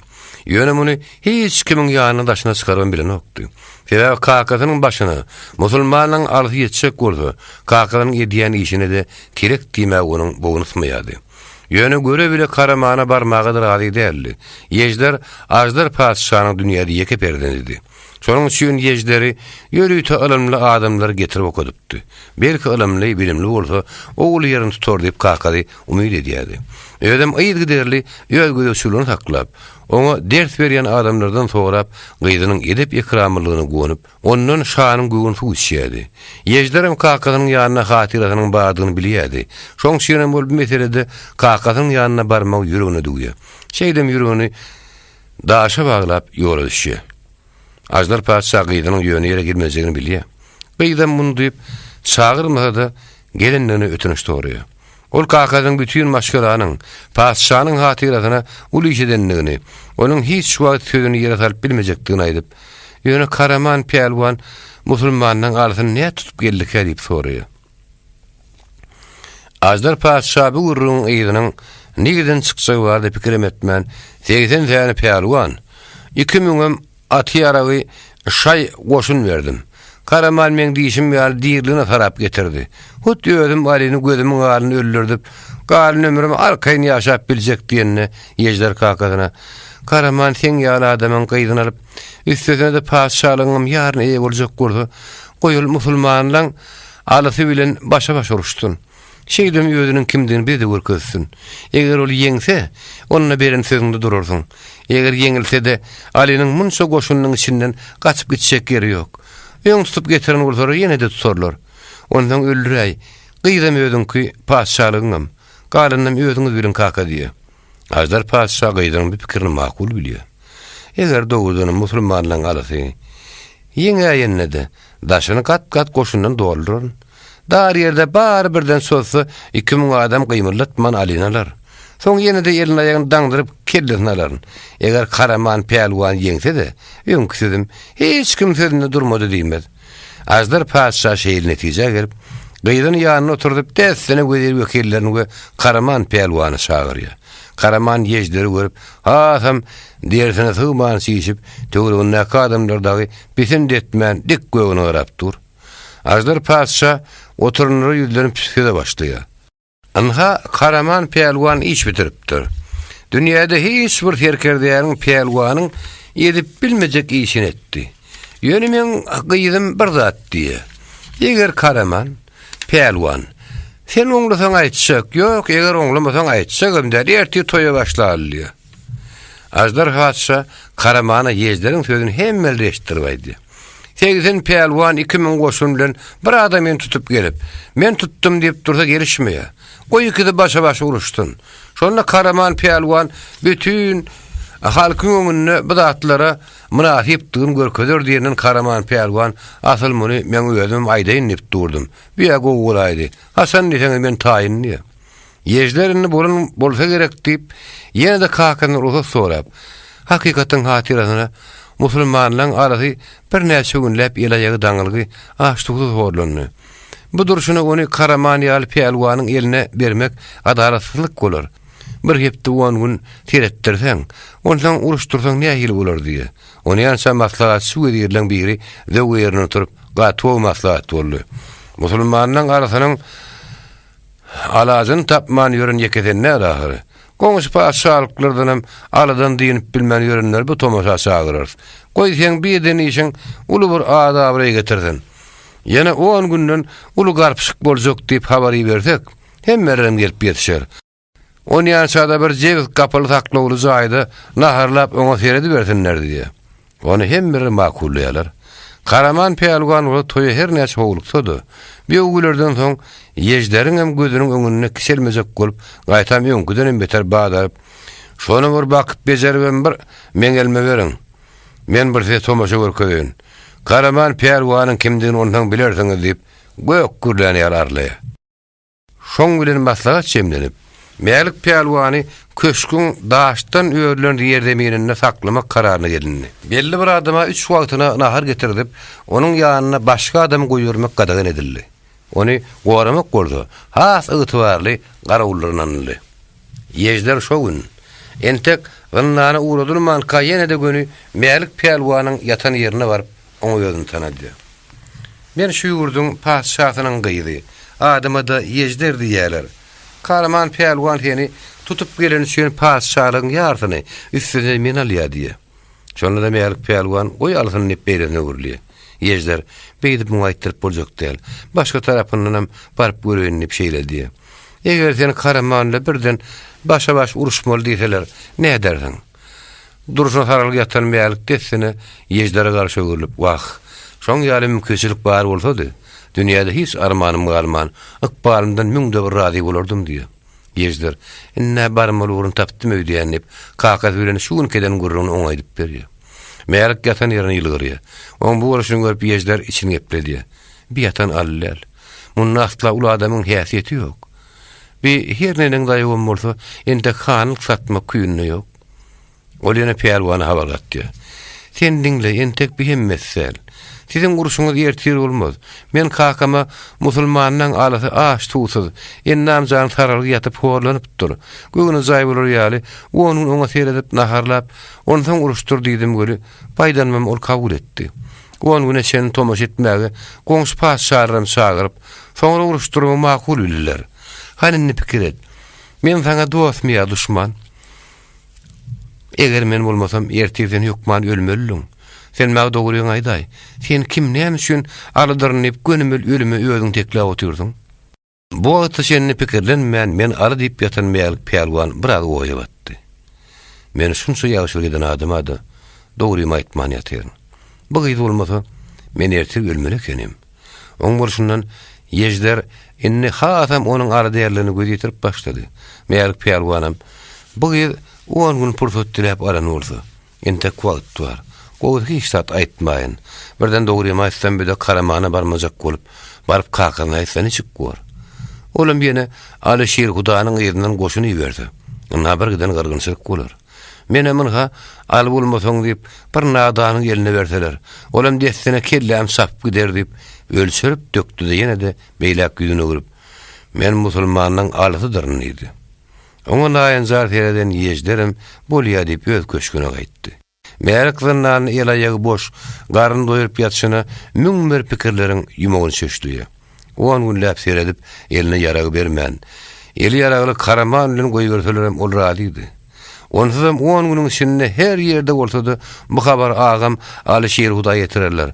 Ondan kysmatda näme bolsa görüp bererin. Ýöne men paşşan gyýdyna näme diýsemkem, muň maksady näme? Ya ýöne bir Karamany barmazdykmyka? Ya başga bir hyýal barmyka?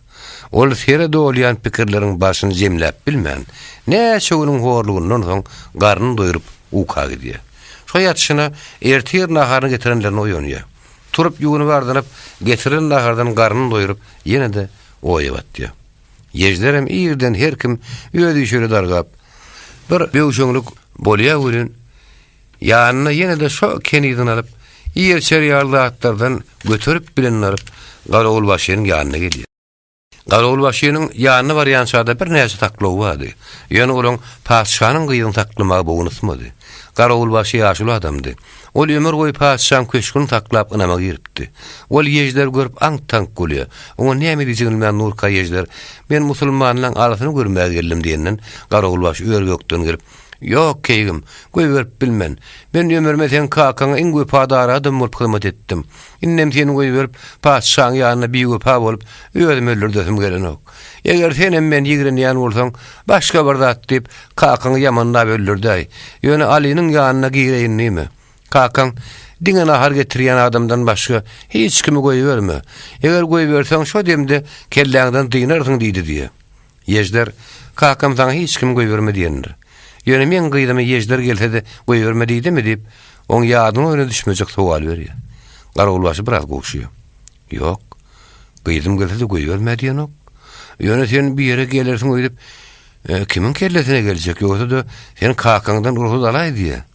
Ýejder oňa çyn bilen ýalyrmagy durýar. Men oňa etjek zadym ýok. Ýöne ýer çerýarly at getirdim. Anna gyýdy halymy öden paşşalygyň düşmanyna nahar suw getirýär diýip eşitdi. Kakam ören elbet dolar. Men sizi öz atam ýaly görýän. Şoň şüýne men size dogry maýdyn. Halis kakam güýdürini geçip bilmän, sesim çykaryp bilenmok. Karamana barandan ölenim müň paý görýän. Aly uruşup Karamanyň ýeňilse, men hukman Karamana baraýmaly. Eger Ali ýeňse-de Karaman öler. Ýöne Ali'nem ýene de kakam tutup öldürür. Şoň üçin meni goýbereniň bilenem, sen kakam edýän ýamanlygyň ýok. Menem ömrüm ötýänçe bir ýagşylyk ýatdan çykarman, gadyryň bilerim. Garawul başy bolmaz diýip goýbermese, paşşan gyýdy ýamanlyk edesi gelse, islen adam edip biljek. Bir ýagdaý ony şuňgur inkide goýdy. Goýbermede de muň ýetýär boşatmak ýa awlap öldürmek pikiri ýok. Goý girip çyksyn. Men eden ýagşylygym ol unutmaz. Onu özüm aýdyp dur. Edil paşşan öýdi göräýmese, garyn adamlaň paşşan gyýdynyň adyny tutmagy milti ýok diýip pikirlenýärdi. Ol baş atyp radylaşýar. Ýöne sen maňa da gaýpyň gelsin. Hasan gelsen hem kakaňa bir bildirmän gelip, ýejdere günde bir tapar gelmäge ruhsat berýär. Şeýdip ýejder mälik pelwanyň ýanyna girýär. Mäligem ýejder görüp bir hiri howasaryny görünýär, ýüzüni ýagtylyp gadaly salamlaşýar. Ýejder getiren zatlaryň bir paşşan gyýdy bolsa-da, ören kynlyk güle girinligini, her gün ýer şeriýary zat getirip durjakdygyny aýdýar. Şu ýaşyna seni kakatynyň dünýäniň çar künjüginden bilimdar adamlary getirip okudanlygyny, olardan Muhammed Peýgamber Hazreti Ali Aslam dini barasynda kän gurrunly eşdenligini, okudýan mugallimlaryň gillinlikde bular barada gat köp zatlar aýdyp Aslam Hasan kabul etmeli bolsa taýinliğini duýdurýar. Gep söýde bir näme alyşyp uğranyň ýeşler oň gönümli ýüzlerini. Inni men sen al däliň anyk bilýän. Bar sen aly mekeninde. Eger istesen men häzir kelimemi gurup musulman bolýyn. Ýöne şeýle şert bilen. Kakamy ýan etmän ynanyryp musulman bolurmaly. Oň öz gepini makullaýanyny gören ýeşler oturun ýeriniň kelimesini gurup musulman bolýar. Ol başga da nähili şertiňiz bolsa aýdyň. Men hemmesini tüýsürügümden ýerine ýetirmäge taýýar diýendiň. Melik Perwan hut öz gözüyle görüp gulaw boly eşdi oturan zatlaryny hayran galýar. Aslam dininiň şeýle berentdigine gowunyp, gögün guşy asmany soýunýa. Yer görämini. Kaka öldürecek görüp elma ýagym daňdaryp ynany taşlaýar. Akyýy boşatjak görüp başyny ortaga goýup, şu ýerde islam kabul edýär. Onuň pikirleriniň arasyny ýene ýeşder bölýär. Anha meniň özüň ýaly musulman, bir-birimizden hiç ýyl farklanmeliler. An maňa dogry aýt. Taňa kim diýerler diýä görün. Melik Peýalwan inni gideri ýer galmat diýip gönüňe gelýär. Maňa harf paşşaň oğlu Melik Peýalwan diýerler diýip başyny geçen wakany boluşy ýal gurrun edip berýär. Bu gurrunlary eşitip ýeşder edil kuş bolup uçajak bolýar. İlkinji görünnün onuň aly däýerligini bilindigini aýdyp, inni Karamanyň ne etdiğini arkam diýenne Melik Peýalwan nedip bolup berilen wagt dolýança oňat özüme gelsem odaly Hudaý görün. Şo Karamanyň aladaňdan şo ýerde diýersiň. Nedip bolsa ony ýança agşam aly hem bir ýerde bolsa ýetişer. Şoňa şenne basar ediň ikimizden başga hiç kim bildirmäli. Sen bolsa her gün ýerden namazyny okap, Muhammed Peýgamberi Hazreti Ali'ni çagyr ber. Nedip bolsa olar ýokman ýetişerler diýse, ýeşler habar etmesek ne edip ýetişsinler diýe. Onda Melik Peýalwan sen Hudaý çagyr ber. Şol habar etdiň bolar. Aslamy sen ýürekden kabul eden bolsaň, nedip bolsa köp gudrat görersiň. Ondan men ýagdaýymy öz adamlarym ýokman habar edendirler. Nire dediğim bilen soň olar goşuny jemläp gelerler. Belki kakyňam Hudaý ýüregine goýup özü musulman bolaýatdy. Ýerine gylyj alyp sögüşip ýörse, ýagdaý agyrlaşar. Galyny minni sen özüňe bagly. Indi sen men bilen deň musulman. Kakyň halat etmek isleseň, aladasyny öňünden ediber. Ýöne men şu ýerde ýatyrkam, goşun çekip ala şeýle Hudaý gelse, adam tiýlemez diýip, ýeşleri ýene-de bir inkide goýdy. Musulmançylygyň esasy şertiniň Hudaýa sığınmakdygyny ýeşleriň özünden bilýärdi. Şonuň üçin ol Hudaý çagyryp özüň gowsyn et diýip esasan Melik Peýalwany Karamanyň hötdeninden gelir ýaly garaşyk etmek bile boluverdi. Ajdar Paşa diýen işlerin göwüni hoş bolup şar ýany habary ýolluyor. Ajdar Paşa uly toýa başlap şo toýda Karaman Peýalwan bilen musulmanyň ýetir düşen arsyny tutuşdurup dünýäde deň taý bolmak tomaşa görkezjek. Bu habar köp ýerle getirildi. Paşa Ali ýeňe aýtdy ýerinden mutnaman kellesine gylyç tallaýar. Şonun başga men ýüregimi çiğirip biljek kişi ýok. Ene, olam men elimde gitjek ýeri ýok diýip oýlanyp, toýuň tutumly hassa belentden başlady. Tutmuşyk boljak ýeri hut öz saýlap aldy. Nepis ýylyna uly ýyl giden goşun täze paçalary Melik Peýalwanyň näde tutulanyny duýman galdylar. Wezir wekiller daşykyp ýaraly ýatan düşman adamlaryndan bu ýerinden kimlerdigini, näme üçin batyp almak üçin gelmän hut Melik Peýalwan tutup gidiberendiklerini anykladylar. Bu adamlar Melik Peýalwany şeýdip tutup ýakiden bolsalar, paşahlyk alan goşun kogu gurmalymy, ýa-da gidip aly şeýer Huda habar bermelimi diýip maslahat edýär. Şeýdibim aly şeýer Huda habar ýetirmeli diýen netije gelinýär. Garry serdar öňkü jemläp berilen goşun alyp nirdetin Medine diýip atsalýar. Ýeşlerim her günne gargulbaşy bilen gepleşýär, hiç kimi bildirmän Melikden habar tutup, onu şol uly hynaga taýýarlap ýördi. Bir gün toýda barasy üçin tutulýan tutumlaryň gidişi bilen tanıştyrdy. Ýene bir gezek Muhammed Peýgamber barada soru üstüne soru berýärdi. Melik Peýalwan özüniň nähili musulman bolanyny, gören gudratyny gurrun berenine ol hayran galyp başyny ýakyýar. Asal hak ýoly Muhammed Peýgamberiň ýoly diýip eşitýärdim göri. Ona da beýle gudrat badyr etmeýärdim diýip işini gepletdi.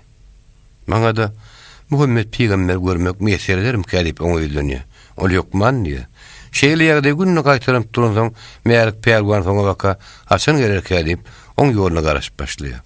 Şäherde Karaman bilen Ali'nin başa-baş töwüşi barada zarsyly eýem zar çekip ýördüler. Eger Karaman ýeňse, padşah gyýdyny hem padşahlygyň ýartyny oňa berýär. Eger Ali ýeňse, oň başy ölümli maly talaňly. Muny eşitip ýeźler 9-njy gün ýelenni. Ýene Hudaýy çagyryp mäliň ýanyna gelýär. Ýeźler görüp de o ýerinden turup onu gapynyň agdyna garşalýar. Gel, gelin döwlet diýipdirler. Onun arkaýyndygy ýeźler haýran gallardy. Hut erteri Karaman bilen mälik peýelwan uruşman oň ýöz uruşa çykýan ýaly. Gelişine ol ýerine atlar goýman, mälik peýelwanyň ýüzüne geňirgen teretdi bilen erteri garpyjyk onuň alaryna derli. Ýeźler beýle de giň adam bolýar kenni işini gepletdi. Ahir durup bilmän, anhasy goşgunem gelip getdi. Kakam zar çektirip ýör.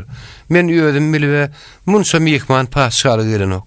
Olan hemmesiň Karamanyň elinden ölünün görmäge bolýar. Indi nähil bolarka? Men ikbalym sen ikbalyňa bagly.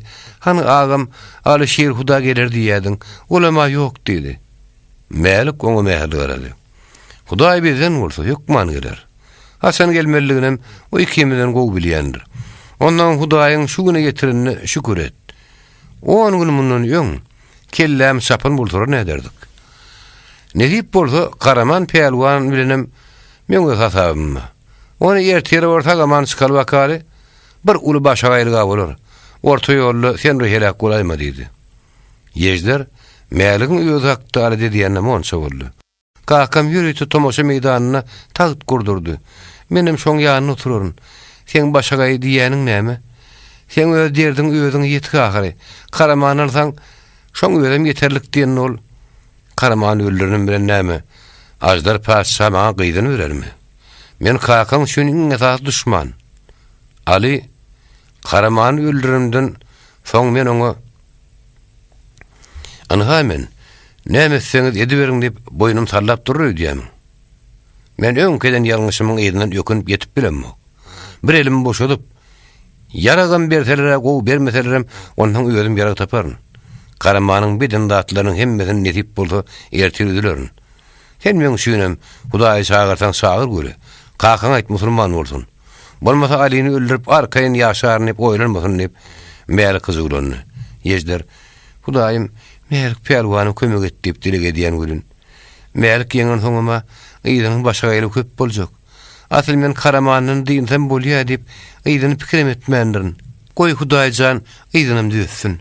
Menini barıp kakama sen musulman bolýaýynmy?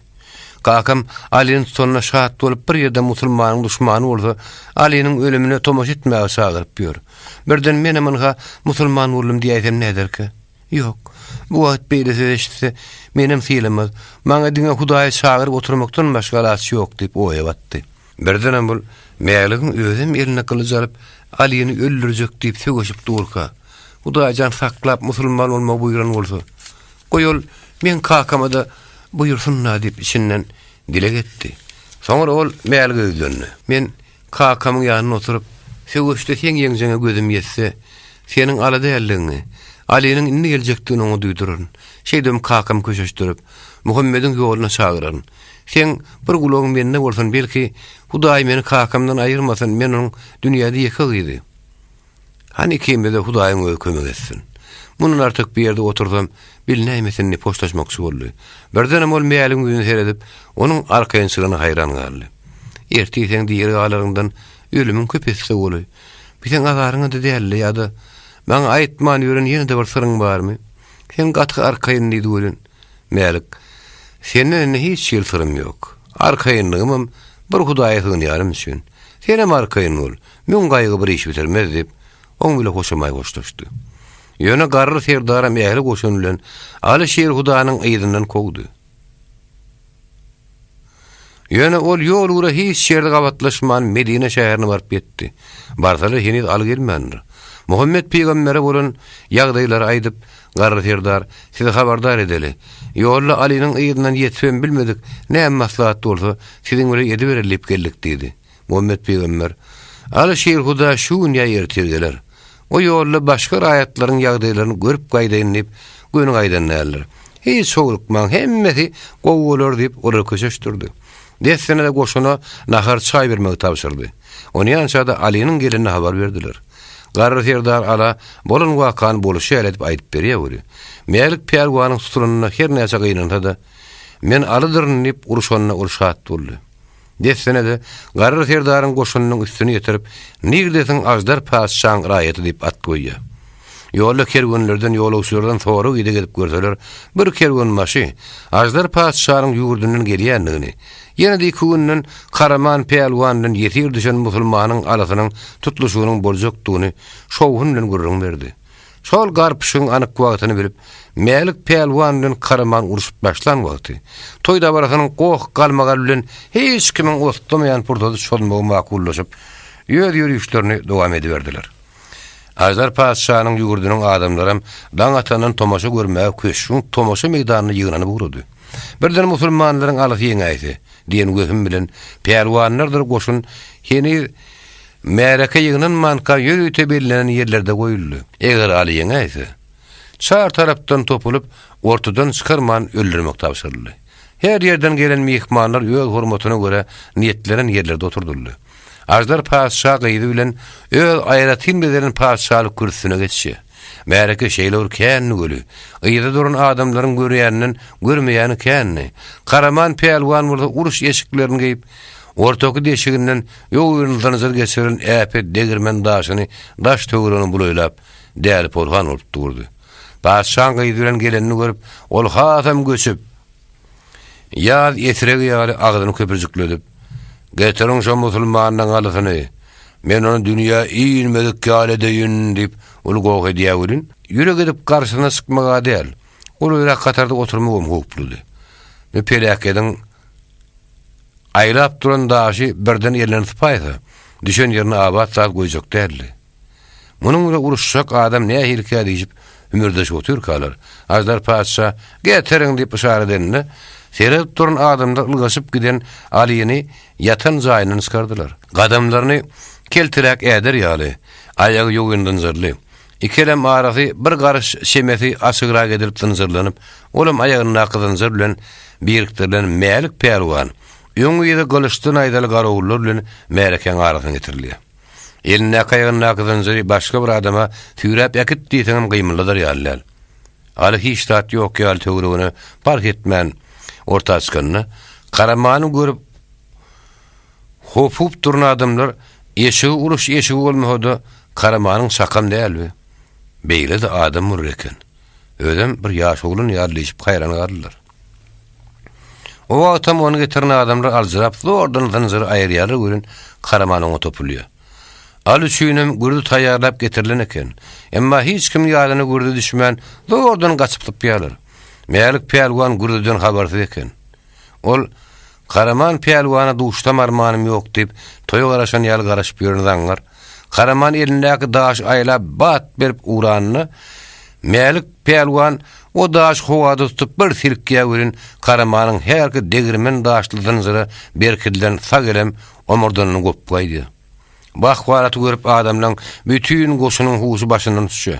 Karaman bir wada agyrhyn bilmän hem bolýar.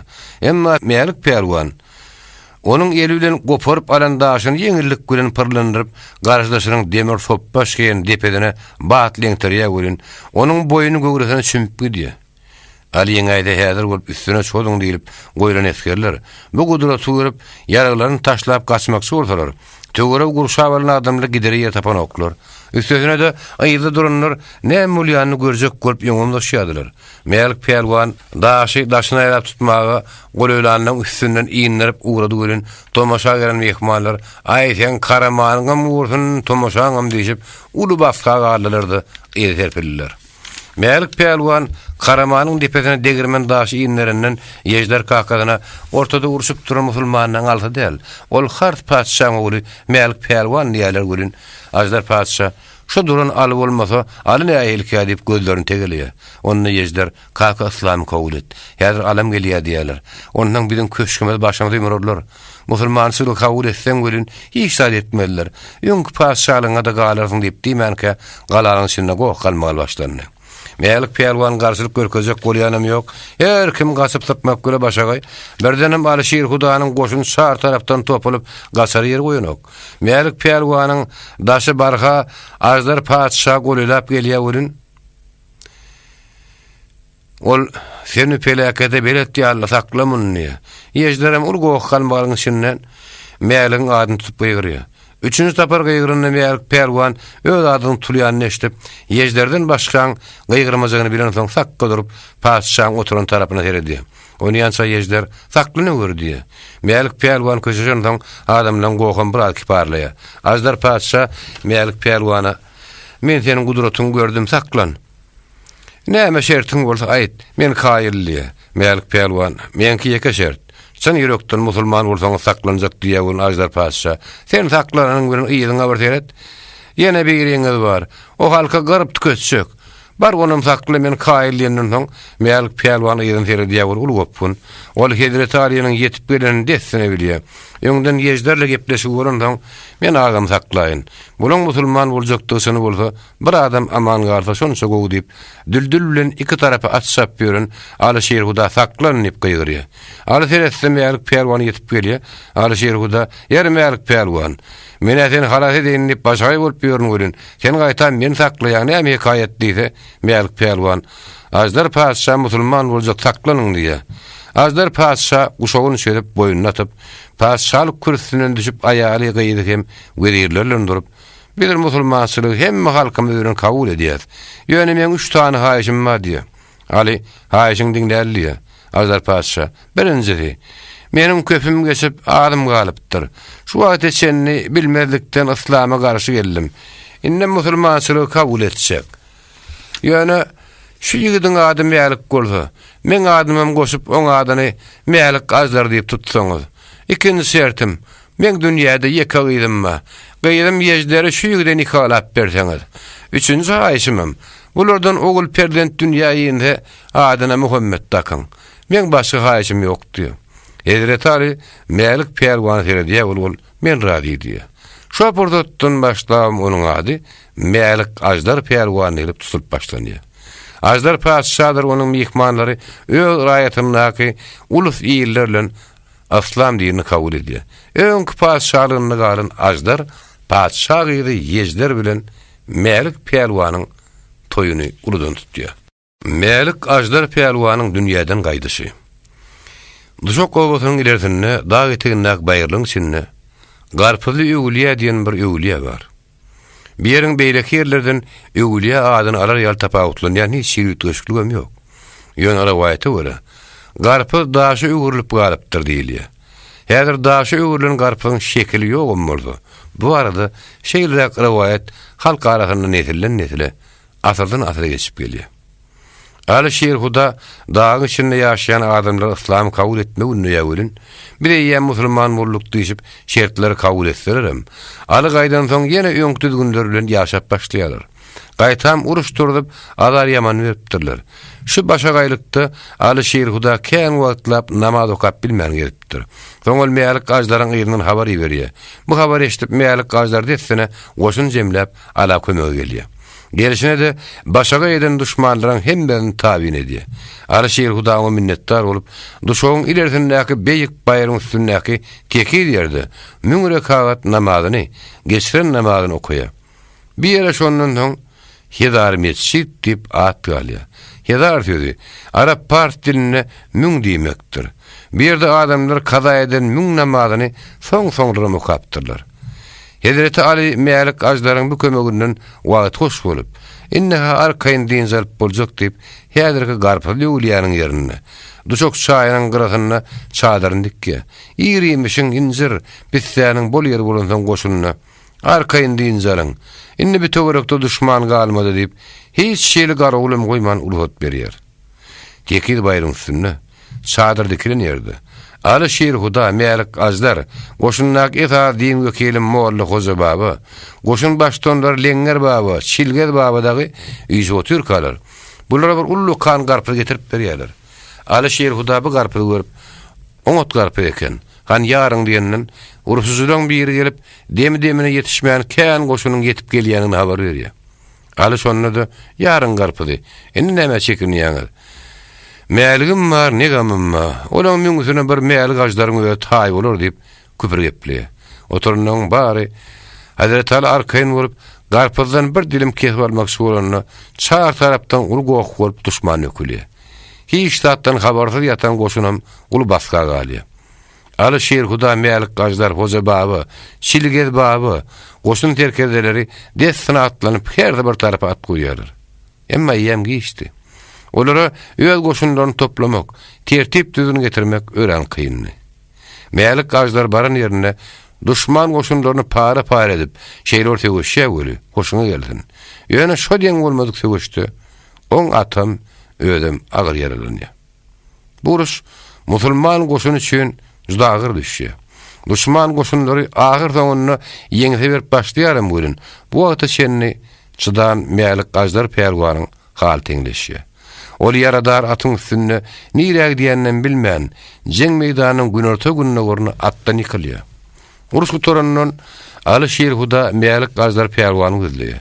Yaradar bolup ýatan bir ursuzy onuň atynyň giden tarapyny salyp berýär. Daşaýdan näler?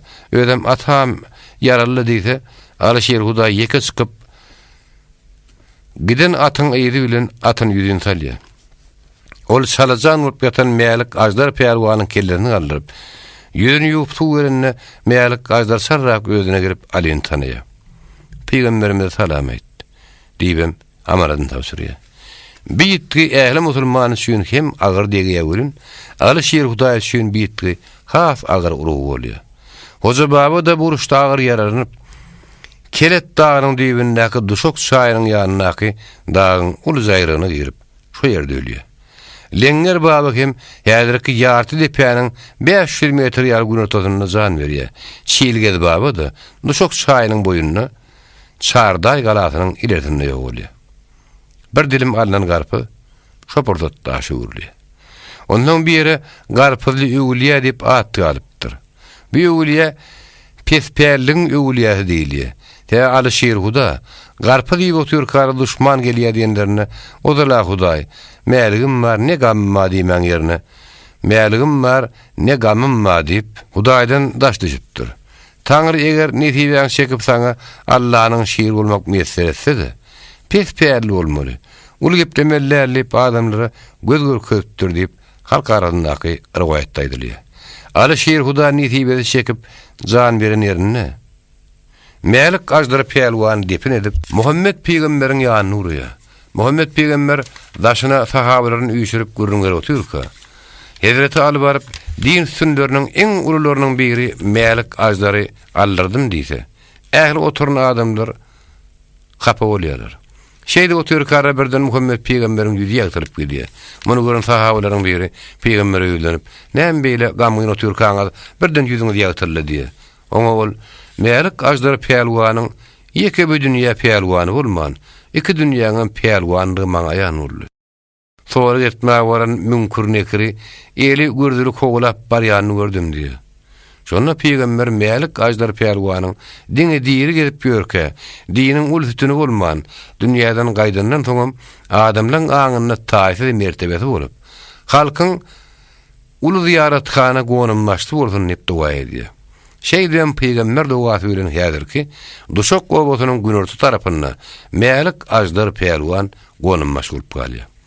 Alışyr Huda te ömrüniň ahyryny çenni Melik Ajdar pelwanyň gubugyna ýürüte baryp aý dogap gaýdar eken. Melik Ajdaryň gubugynyň gulmataryna düldürüň gazygy diýip ýerden gol boýy çykyp duran bir üýtüjük taş bar.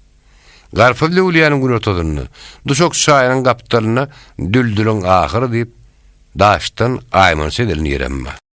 Melik Ajdar pelwanyň ogly Muhammed.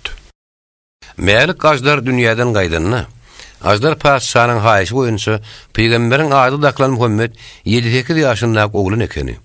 Nepis şäheriniň padşahy Muhammed bolýar. Muhammed ýaş bolan soň häkimlik Ajdar padşanyň ýeke gyýdy, ilmli, düşünjeli ýejderiň boýuna düşýär. Ol padşalyk ören adalatly dolanýar.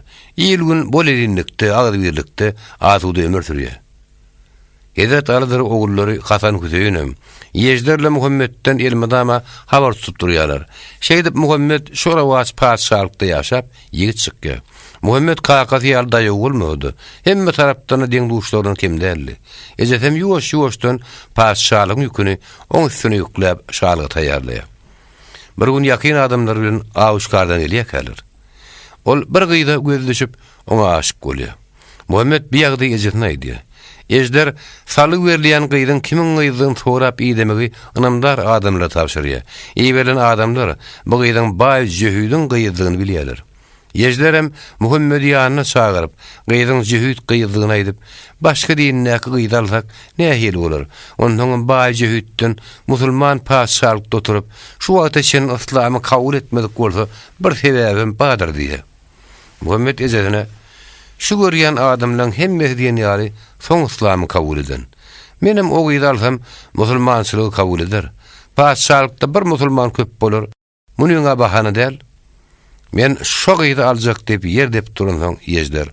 Hani Alişir Hudaýada oglanlardan biri gelmedimi ki? Bir iş olardan maslahat etsek gelişikli bolar. Ogluk soňam habar berelise Muhammed dessene bir sapar gelini hat berip Horasan oglu diýär. Hasan iýberilen hatarlan detsene ýoly düşýär. Gelip ýagdaýy anyklanýan soň Muhammede "Sen ýaly inimiz barka. Näme üçin bir Jehüde gudaşlygy barmaly?" Ona o näýän gyý tap berýär Muhammed şo ýöz sonuna tutýar. Ondan Hasan bolýaýnym. Sen hatyraňa Jehüde bolsa bir gedek baraýyn.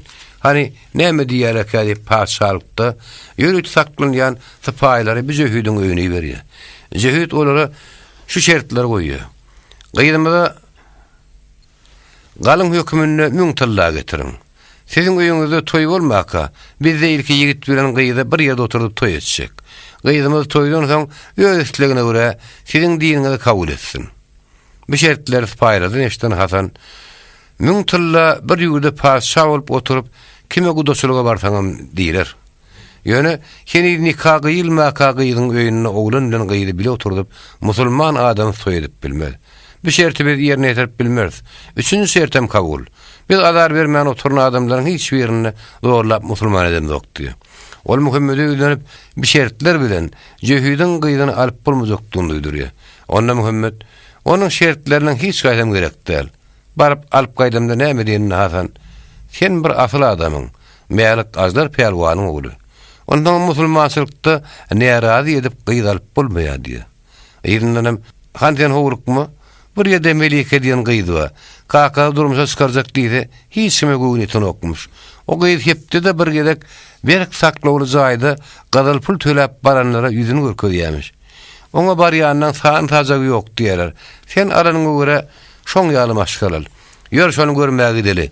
Eger halamasaň bu Jehüdin gyýdynyň gidýän ýeri ýok. Gelip göwün asyp gelinmiz bolar diýip Muhammed alyp melikeň bolýan ýurduny gurýar. O ýurdun padşahyna seni gör diýilýän eken. Baryn günler ýagdaýy bilelip badara çykýarlar. Bu ýurtda musulman adamlar bar eken. Men adyma merhap söwdegär diýerler diýip o söýde başlady. Men sizin ýurduňyzda ören köp söwde bar ýany. Siz Alişir Hudaýanyň ogly Hasan näme diýip bir adam özüni tanadýardy. Olar öýüne mihmançyga çagyrýar. Merhap söwdegär mihmanlyna oturdup, men aşam ýaly musulman bolanlary çagyryn. Siz bilen gurulmaş bolmak bir üçin uly bagat. Amma bolup berseňiz bir üýüşip namaz okuduk diýip şo işin guruna çykýar. Bir tarymdan topar bolup merhap söwdegäriň habar eden adamlar gelip başlaýarlar. Gelen adamlar Hasan bilen Muhammed ýüzlerine syýraşyp "Aslan Muhammed peýgamber, Alişir Huda, meýalik Ajdar peýlwan barady." Soru görýärler. Hasan mamul ikinni awşam ýatsy namazyny okuýarlar. Gitşek bolanlaryna Hasan biz bir iş bile geldik. Bir ýurtda munşa musulman dogunlarymyzyň bardygynyň habarymyz ýok. Anha duşduk. Biz ýene de bäşi şun boljak, netip bolsa ýene de duşşar. Ýönen tek biziň bardygymyzy başga adamlar bilmäg bolsun diýip adamlara tapşyryp uğraýar. Merhap söwdegar, men günämi geçe görýän. Men sizi görenimden begenizimden ýa-da näme üçin geldiňizem soramandyn. Han aýdy oturuň. Bildik näme işiňiz bar diýen soň, Hasan merhap söwdegary. Hani seni bir paşanyň bir owadan gyýdy barmyş diýerler. Şol Muhammede görkezip bolmazmy kalyp geldik. Merhap söwdegar, ha o gyýdyň adyna Melike diýerler. Melikeň ýüzüni gören adam deňinden bir perwa geçip bilenok. Onuň hiç çyýda göwüni ýetnok. Melike her hepde de bir gün öz köşkünde ýüzüni görkezýär. Onuň ýüzüni görmäge baran adamlara durup görmegem bolmaýa, den gidip barýakan seyretmeli. Anga ýerteden Melikeň ýüzüni görkezýän güni. Görjek bolsam gün ortasyny bar bermeli. Köşküň çetinläki beýikdi waryň arasy bilen ýörep, Melikeň oturan ýerine ýetip, purlaň ýany ýere beýşdirla oklusyň, Melike ýüzüniň perdesine aýyrýar. Ýöne tutuş töwere adam goýup, "Säher ýutuş kerek etseň, duran ýerinde kelläň alýarlar." Şeýlep jemlenen pulu ol ýöne köşk kaldyrýar. Ol kakadanyň gydanam gowmuş diýip, oň tarypyny ýetirýär. Ertede Hasan bilen Muhammed şu ýere barýar göri hemme adamlaryň gözi bulardy. Paşa ýar geýnugly, daýagnalar kerde ýigitler. Atyň eýerine, ellerine gamçylaryny çeni gyzylanyny saýlan. Puldan ýany ýere ýetenine Hasan tabaga meňdeş gawa barmagyna ýüdügi çykaryp goýýar. Perden aşağının Hasan bilen Muhammed'i seyredip, "Birlen adamy diýer ular" diýip pikir ýögürmäke. O tırla taşlan ýan gawa tırla taşlaman başga bir zat oklanyny sezenden bildi. İkincisi, hiç zat taşlaman ýanaş ýörep gelýär. Bular öz-özüne göwüni ýetýän adamlar. Beş tırlaň ýerine başga bir zat taşlap görkezseň, göreýäris. Görkezmeseňem bizem özümiz sençe görýäs diýilenmek diýip pikir eden gyýy, ýöne her näçe göwüni ýetse de bulardan susy basyryp, ýüzünden perdäni aýyrdy görün. Göwünli göwünsiz gelen Muhammed Melikeň görüp ankol. Zan penarda başga bir ýer bolsa gylyjy kellerden saljak görün. Bulyň ýanyna gelmäge miltem etmeliler. Ony ýança Hasan gatyr üns bermedik kişi bolup Muhammedi alyp çykýar. Köşkden çykýan çağda Muhammed bilen arasyny açygyra edip ýörýär. Ýoksa Muhammed Hasanyň ýeňinden çekip bir zatlar diýjek bolup gyssanýar. Daş çykyp, "Haw inim näme maslahat? Ýa-da söz ýeýdin gyýdyp durşuňmy?" diýenden ol, "Agam, näme gudratyň bolsa görkezdi, maňa şu ýyl alyp ber" diýip gyssanmaga başlady. Olam, "Ay inim, munşa gelipsiň hani giňrek bol. Ony görmedik bolsaň näme etjekdiň?" Ne diýip bolsa Melikeňiň öýüri bir gözläp tapar. "Hudaý oň diýen bolsa, bir gasaby bar. Gyýdyň ýagdaýym seňkiden aýdel. Ben onu ýağış tiýindim. Sagaman ertire bar çykarlyýar. Melike de iki näýatany çykyp gidenden soň, olaň näme taşlany biljek bolup bir kenidini berdi. Garawullara da urhut berip köşkü ýapdyrdy. Kenidi tylla pullaryň arasynda ýatan ýüdügi Melike getirip berýär. Melike şada diýitler bolsa gerek. Daş typatlara musulman adamlaryny meňdiýär. Tyllaň ýerinde ýüz taşlapdyrlar. Ýa-bi olaryň beş tylla ýüdüň görkezip pul ýygyna otur diýdikleri mükadip dünýä göwüni ýetmeýän Melike agyr oýa batdy. Uda gatlap ýanky ikanalar kerde gödüňe gitmedi. Ol köşkde janyna jaý tapman iki ýany urunny. Ýerne emessem kim? Olara bir ýerden gelen adamlar. Paçşan gyýdy, pulu ýüzüni görkezýärmiş diýerler, diýer ýörerler. Şol boý hyratlarly men ýalyny her ýerden taparlar. Eger menem dünýäde bir ýerine barjak boldum, şo ýerden ýören ýaşy tapdyrmaly. Bu wagtda şenni ilmini görjek bolup helak bolýan urda inni Melikeň gözi bular tapşak bolup ulu baska garly. Kenirlerini, anamdarlaryny dessene mihmanhanalara, kerwinhanalara berdi. Hiç ýerden uç tapylmady. Gowurýan keniri, eger olar musulman bolsalar, biziň mihmanhanamyzda bolmadylar. Dessene musulmandan ýaşaýan ýerlerine aýlanyp çykyň diýip, kenirlere erkek adam eşigini gelip şäher urdy. Gün ýaşyp garaňly jönden soň, iki tane mihmanyň gelenini merhap söwdegäre habar berýärler. Söwdegärem garaňkyň içine gelip mihmanlar salamlaşýar. Ana iki tane iňçemik geýnugly ýaş ýigitler. Garaňgyda ýüzleriň gowup bilmehede, olaryň argyly ýeriň adamlarda görünip duran soň öýümüre edýär. Melike merhap söwdegäre, sen bizi mihmanlaryň ýanyna öýlerim aýratyn jaýda bolsun diýär görün. Merhap söwdegär erkek eşikli aýar adamlary bilip aljyrýar. Melike, men Melike. Seni bir paçşan gyýdy diýenesine, ol okturup mihmanyň oturan jaýyna barýar. Merhap söwdegär 4-5 tane adam bilen gürleşip oturun. Muhammed bilen Hasanyň ýanyna baryp, paçşan gyýdy geldi diýmäniň uğrun tapman, elini okurap durup berýär. Hasan derro bir ütgüşlüğün bardygyny bilip, arkaýyn aýdyber. Biz de girliň gurrun bolmaz. Hemme bir ahir diýenden soň merhap söwdeger. Seni bir padşanyň gyly melike gelipdir. Özüm erkek adamyň libasyny. Siziň bilen aýratyn gürleşjek diýen netine Muhammed gowlaryňy düşýär. Şu portat Hasan merhap söwdeger. Melike bilen bolsa şu oturan zaýymyza getirdi. Hasan gelenlere oturur yer görkezdi. Oturun yerli musulmanlar bu zatlardan habarda ne mulyany düşünmän. Seni bir padşanyň melike geldiğin habar eşitip adam gowlaryny tapdylar.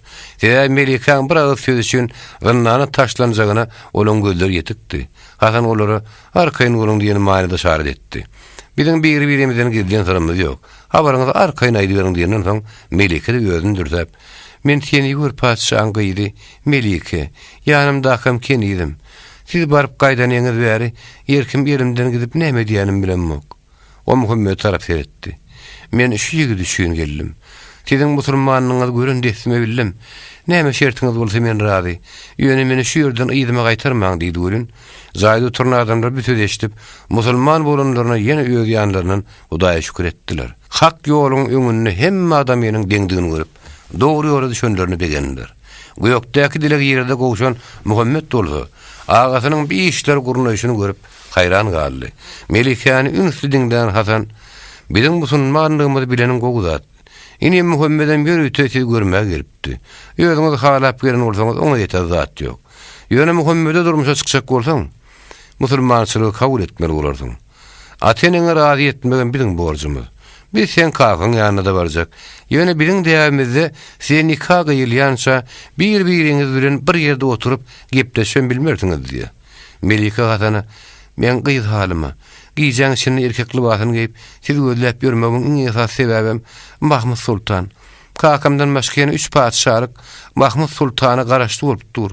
Mahmud Sultan meni ýöňüne aýal edip aljak bolýar. Kakam meni her näse gowurýanym bolsa, Mahmud padşaň 60 ýaşanyň 15 aýalynyň bardygyny bilýär. Ýöne o meni oňa mejbur bermeli bolýar. Bermehede ol ähli goşunlyň kakam üstüne dökülür. Kakamyň başga arkasyna durjak ýok. Şoň üçin aýbam gelşikdim bolsa bir de şu ýerde şu wagt nikah gyň. Belki kakama dökülmegiňe degerdi. Merhap söwdeger oňa şu gepleşip oturunyň Aliň ogly Hasan diýdi görün. Melike üstüne agyr ýük aýrynýaly boldy. Bir näçe gedek ölçürip döküp şu oturan ýerlerine Muhammed bilen Melike nikahyny kıymak makul bildiler. Şu geceden 4 gün geçenden soň Mahmud Sultanyň sagşylary seni bir padşaň köşküne gelýärler. Sultanyň habaryny getiren adamlar ondan bäri boluşup zordan habarlaryny aýdýarlar. Seni bir padşa olary mehmanhana ýerleşdirip desini aýalyny maslahata çagyrýar. Bu habary eşitip aýaly ağlap başlaýar. Ýeri öz ýaly ýigitleri göwüni ýetmän oturnyň uňuny ýahyradylyk berer. Melike ölse de murady bolmaz. Biziň öýümizde sultan başymyza ýumrur diýip ýer ýumruklady. Seni bir padşa barhane, sen Melike ýagdaýlar duýdur. Näme diýär diýip onu gyýdynyň ýanyna berýär. Gyýdy bile gürleşip gelen ejeri äärine şeýle diýe. Melike durmuşa çykarmy 4 gün boldy diýe. Musulmanlardan bir ýigide özüm isra etmäge çekinip musulmançylygyň düzgüni boýunça nikah gyýdyrdym diýär diýip Melikeň ýagdaýyny aýan edýär.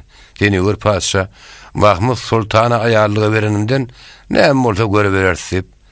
Gaýtam üstüne ýukaýranyar bolup mehmanhanada ýatan Mahmud Sultanyň sagşylaryň ýanyna barýar. O sagşylary gyýdymyň ha şeýle edipdir. Bolmasa Mahmud Sultan ile guda bolmak ýa-da da bardy. Sultanyň men günämi geçtin. 5 gün öň gelen bolsaňyzam bulardy gören. Bizim habarsyz galyp şu güne düşdük diýärdi. Olary gelen aýdyn ugrady. Seni bir padşada sagşylan gelenden bäri bir işiň eýgilik bile gutarmajagyny aňlany üçin bu zatlara kaýyl bolup bulary başga işde adam diýmeýär. Sagşylan başlaryna Mahmud Sultana seni bir padşa adypdyr. Bilim gelip ýören sargolardan gow görmedi. Baranymyzy 2 günden soň kabulhanasyna goýberdi. Siziň habaryňyza maýsak, olar ýaly gutoran garra berýär gyýdym ýok diýip çykaryp koýup goýberdi diýerler. Mahmud Sultan gazaby menip goşun toplamaga başlaýar. Seni bir padşaň üstüne de onun zunnilerine uruşa tayyar oldun. Gyýdym derkär diýip beýleksem, ýurduny ýumurta togulaymaly etjek diýip adamy berýär. Bütün halk Mahmud Sultanyň garşysyna urşat aýalyp görüp başlaýar. Tenýür padşah bütün halkynyň öz arkadyna durmaga gelişinden näçe minnetdar boldy. Mahmud Sultanyň öňünde bir özüniň durup bilmejekdigini düşünýärdi. Bu ýany işleri özüni günäkärläp oturan Melikeň ýanyna bir gün ejeti baryp, "Mene Mahmud Sultan kakam üstüne goşun çekip gelýär. Kakam daşyna çykarmady, gaty gam gynatýar. Eň soň günlerimde ýaşaýam kak diýip ağlap, ýeňrep gaýga batyp gidýär." Melike günüň ýaşaryny howlugýar. Ol eşiklerini çaljyp, ýanyna keniden alyp merhap tögüdügäriň öýüne barýar. Hasan Melike her namazyň ahyryna ozaly Hudaý diýip, peýgamberimizi Alişer Hudany çagyr ber. Ondan Hudaýyň gözüne diýip boldy kömek eder diýär bolun. Melikeň üstün agyr ýük aýrylan ýaly bolýar. Mahmud Sultanyň beren möhleti uturup, Tenýür padşah da goşunyny jemläp, uruş meýdanyna çykýar. Beýle tarapdan Mahmud Sultan yer süýşen ýaly yer ýüzüne goşun edip gelip şadaryn dikýär. Üçüncü tarapdan Hasan Muhammed merhap söwdegär büýürtdäk musulmanlaryň aýratyn bölejik goşun bolup ýaşyl şadyr gurýarlar.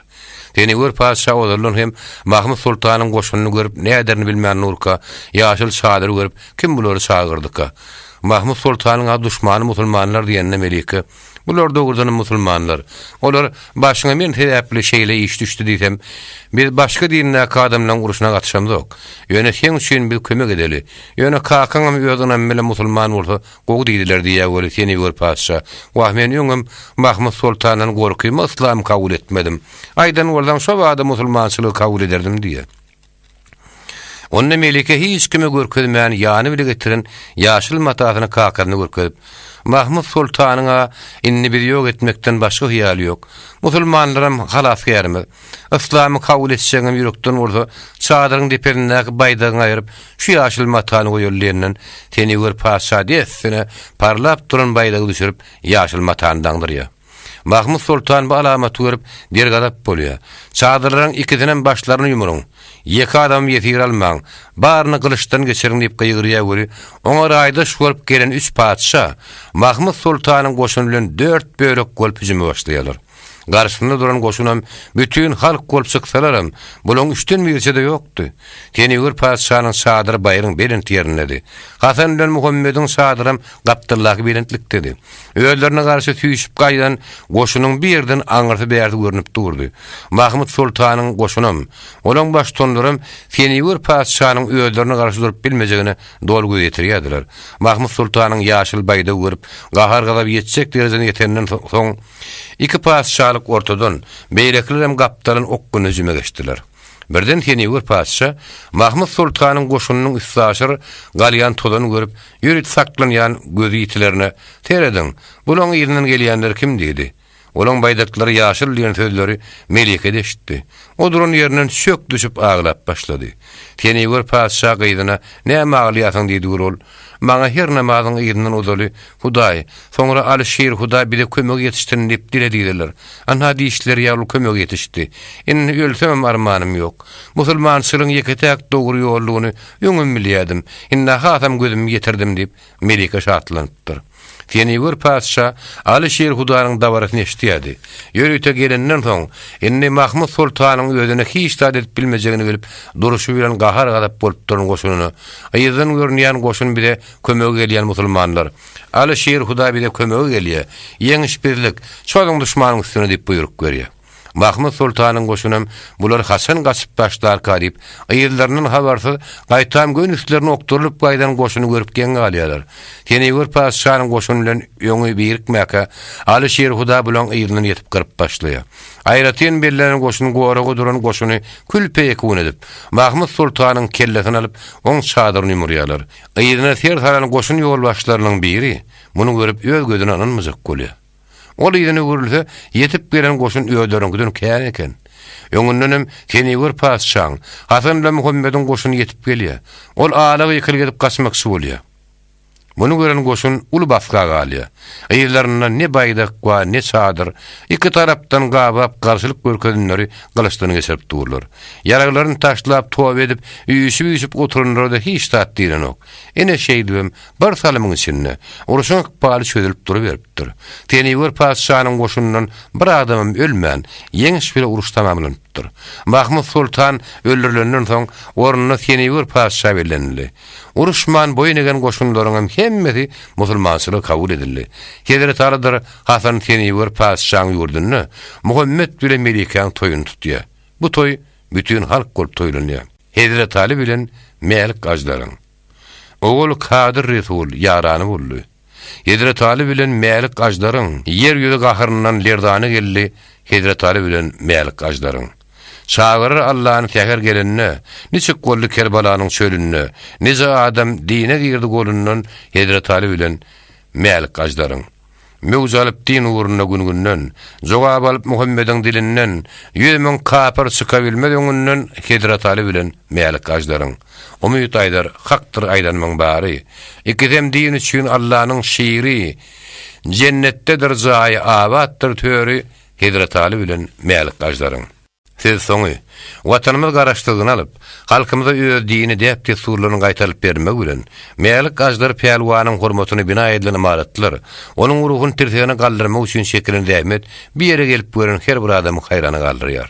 Bu bolsa, biziň ata babalarymyza goýulýan şuňur hormaty, beren sarpany aňlady.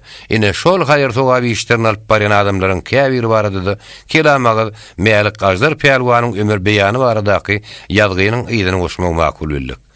Öňkü saýudarga din imanymyzy, däpdi surumyza giňden ýol açylandan soň Melik ajlar peýlwanyň daşynyň mähelleti has artdy. 1991-nji ýylda bir ýerde Melik ajlar peýlwanyň ruhuny sadaka beriljekdi barada Türkmenistanyň ähli ýerine habar ýaýrady. Şol gün ziyaretkana Gonam Suruň häzirki telenzam beriji müjewiri Amanygelli Gurbanoğlu hem öz ýoldaşlary bilen Aşgabatdan duşuga ilkinji gedek gelýär. Geň ýagdy. Ähli adamy öňden tanyşýar bolupdyr. Birdenem şo ýerde Amanygelliň batyl gözüniň asylyny giýjeki göründüýüşi ýadyna düşdi. Şo wagtlar 14 ýaşyndaky ýetkinjekdi. Bir gece o jigidi baby bilen ýatyrka düýüş görýär. Düýüşinde bir ak eşikli, ak sakally ýaşul adam onu arkadynda alyp uçýardy, bir öwülýe eltip düşürýär. Soňra maňa oglum, ömrüňi şu ýeriň hyzmatyna geçirgen, bagyt tapardyň diýip, ýene alyp gaýdan ýerine getirip düşürüp gözünden gaýyp bolýar. Bu waka ýadyna düşüp, ol töweregini täzeden göz aýlýar göre, hut şo düýüşüne baran ýerine gelenine bilýär. Sebäbi oňa ähli zat tanyş bolupdyr. O mundan öň Melik ajlar peýlwanyň ziyaretkanasynyň bardygyny eşitdi. Onuň duşokdadygyny bilmeýärdi. Tadaka müňlerçe adam ýygnanyp şol gün Melik ajlar peýlwanyň ruhuny enseme jany öldürdi. Udoklugynyň dowamyna telim gerek aýet töwür edip ýylgaldyrdy. Ýyl günüň bir beýik yntyhany goýan belin sarpasyny öz gözü bilen gören Amanygelli ýene de şol gece düýüşünde gören ak eşikli, ak sakally ýagşy adatyny gözüňe getirmäk ýerine. Şo wagtda onuň gulagyny şu ýere hyzmat etseň ýalkanarsyň, paýt tapardyň. Köşegim diýen sözler täzeden eşdirip gitdi. Bu sözler ony öz erkine goýmaýar. Amanygelli 2 günden duşa gelip bir ýere ziyaret edip, o we ýaşullary maslahaty çagyrýar. Eger tutumuny oňlap ýer görkezseler, Melik ajlar peýlwany mesjid, mehmanhana we beýleki derur bolan gurulşyklary amala aşyrmagy ýerşekdigini Amanygelli olara aýdýar. O adamlar üýüşüp gelip oňa Gonam Suruň günerte gün mataryny ýer görkezýärler. Amanygelli bu asyllysyň başyny mesjid saldyrmakdan başlamak makul bilýär. O ýörüýte Hyýbo şäherine gidip Sadulla Meýatkerim diýen ustad hünärmend alyp gelýär. Ene şeýdibem bu asylly işleriň başlanypdy. Kitabyň soňy.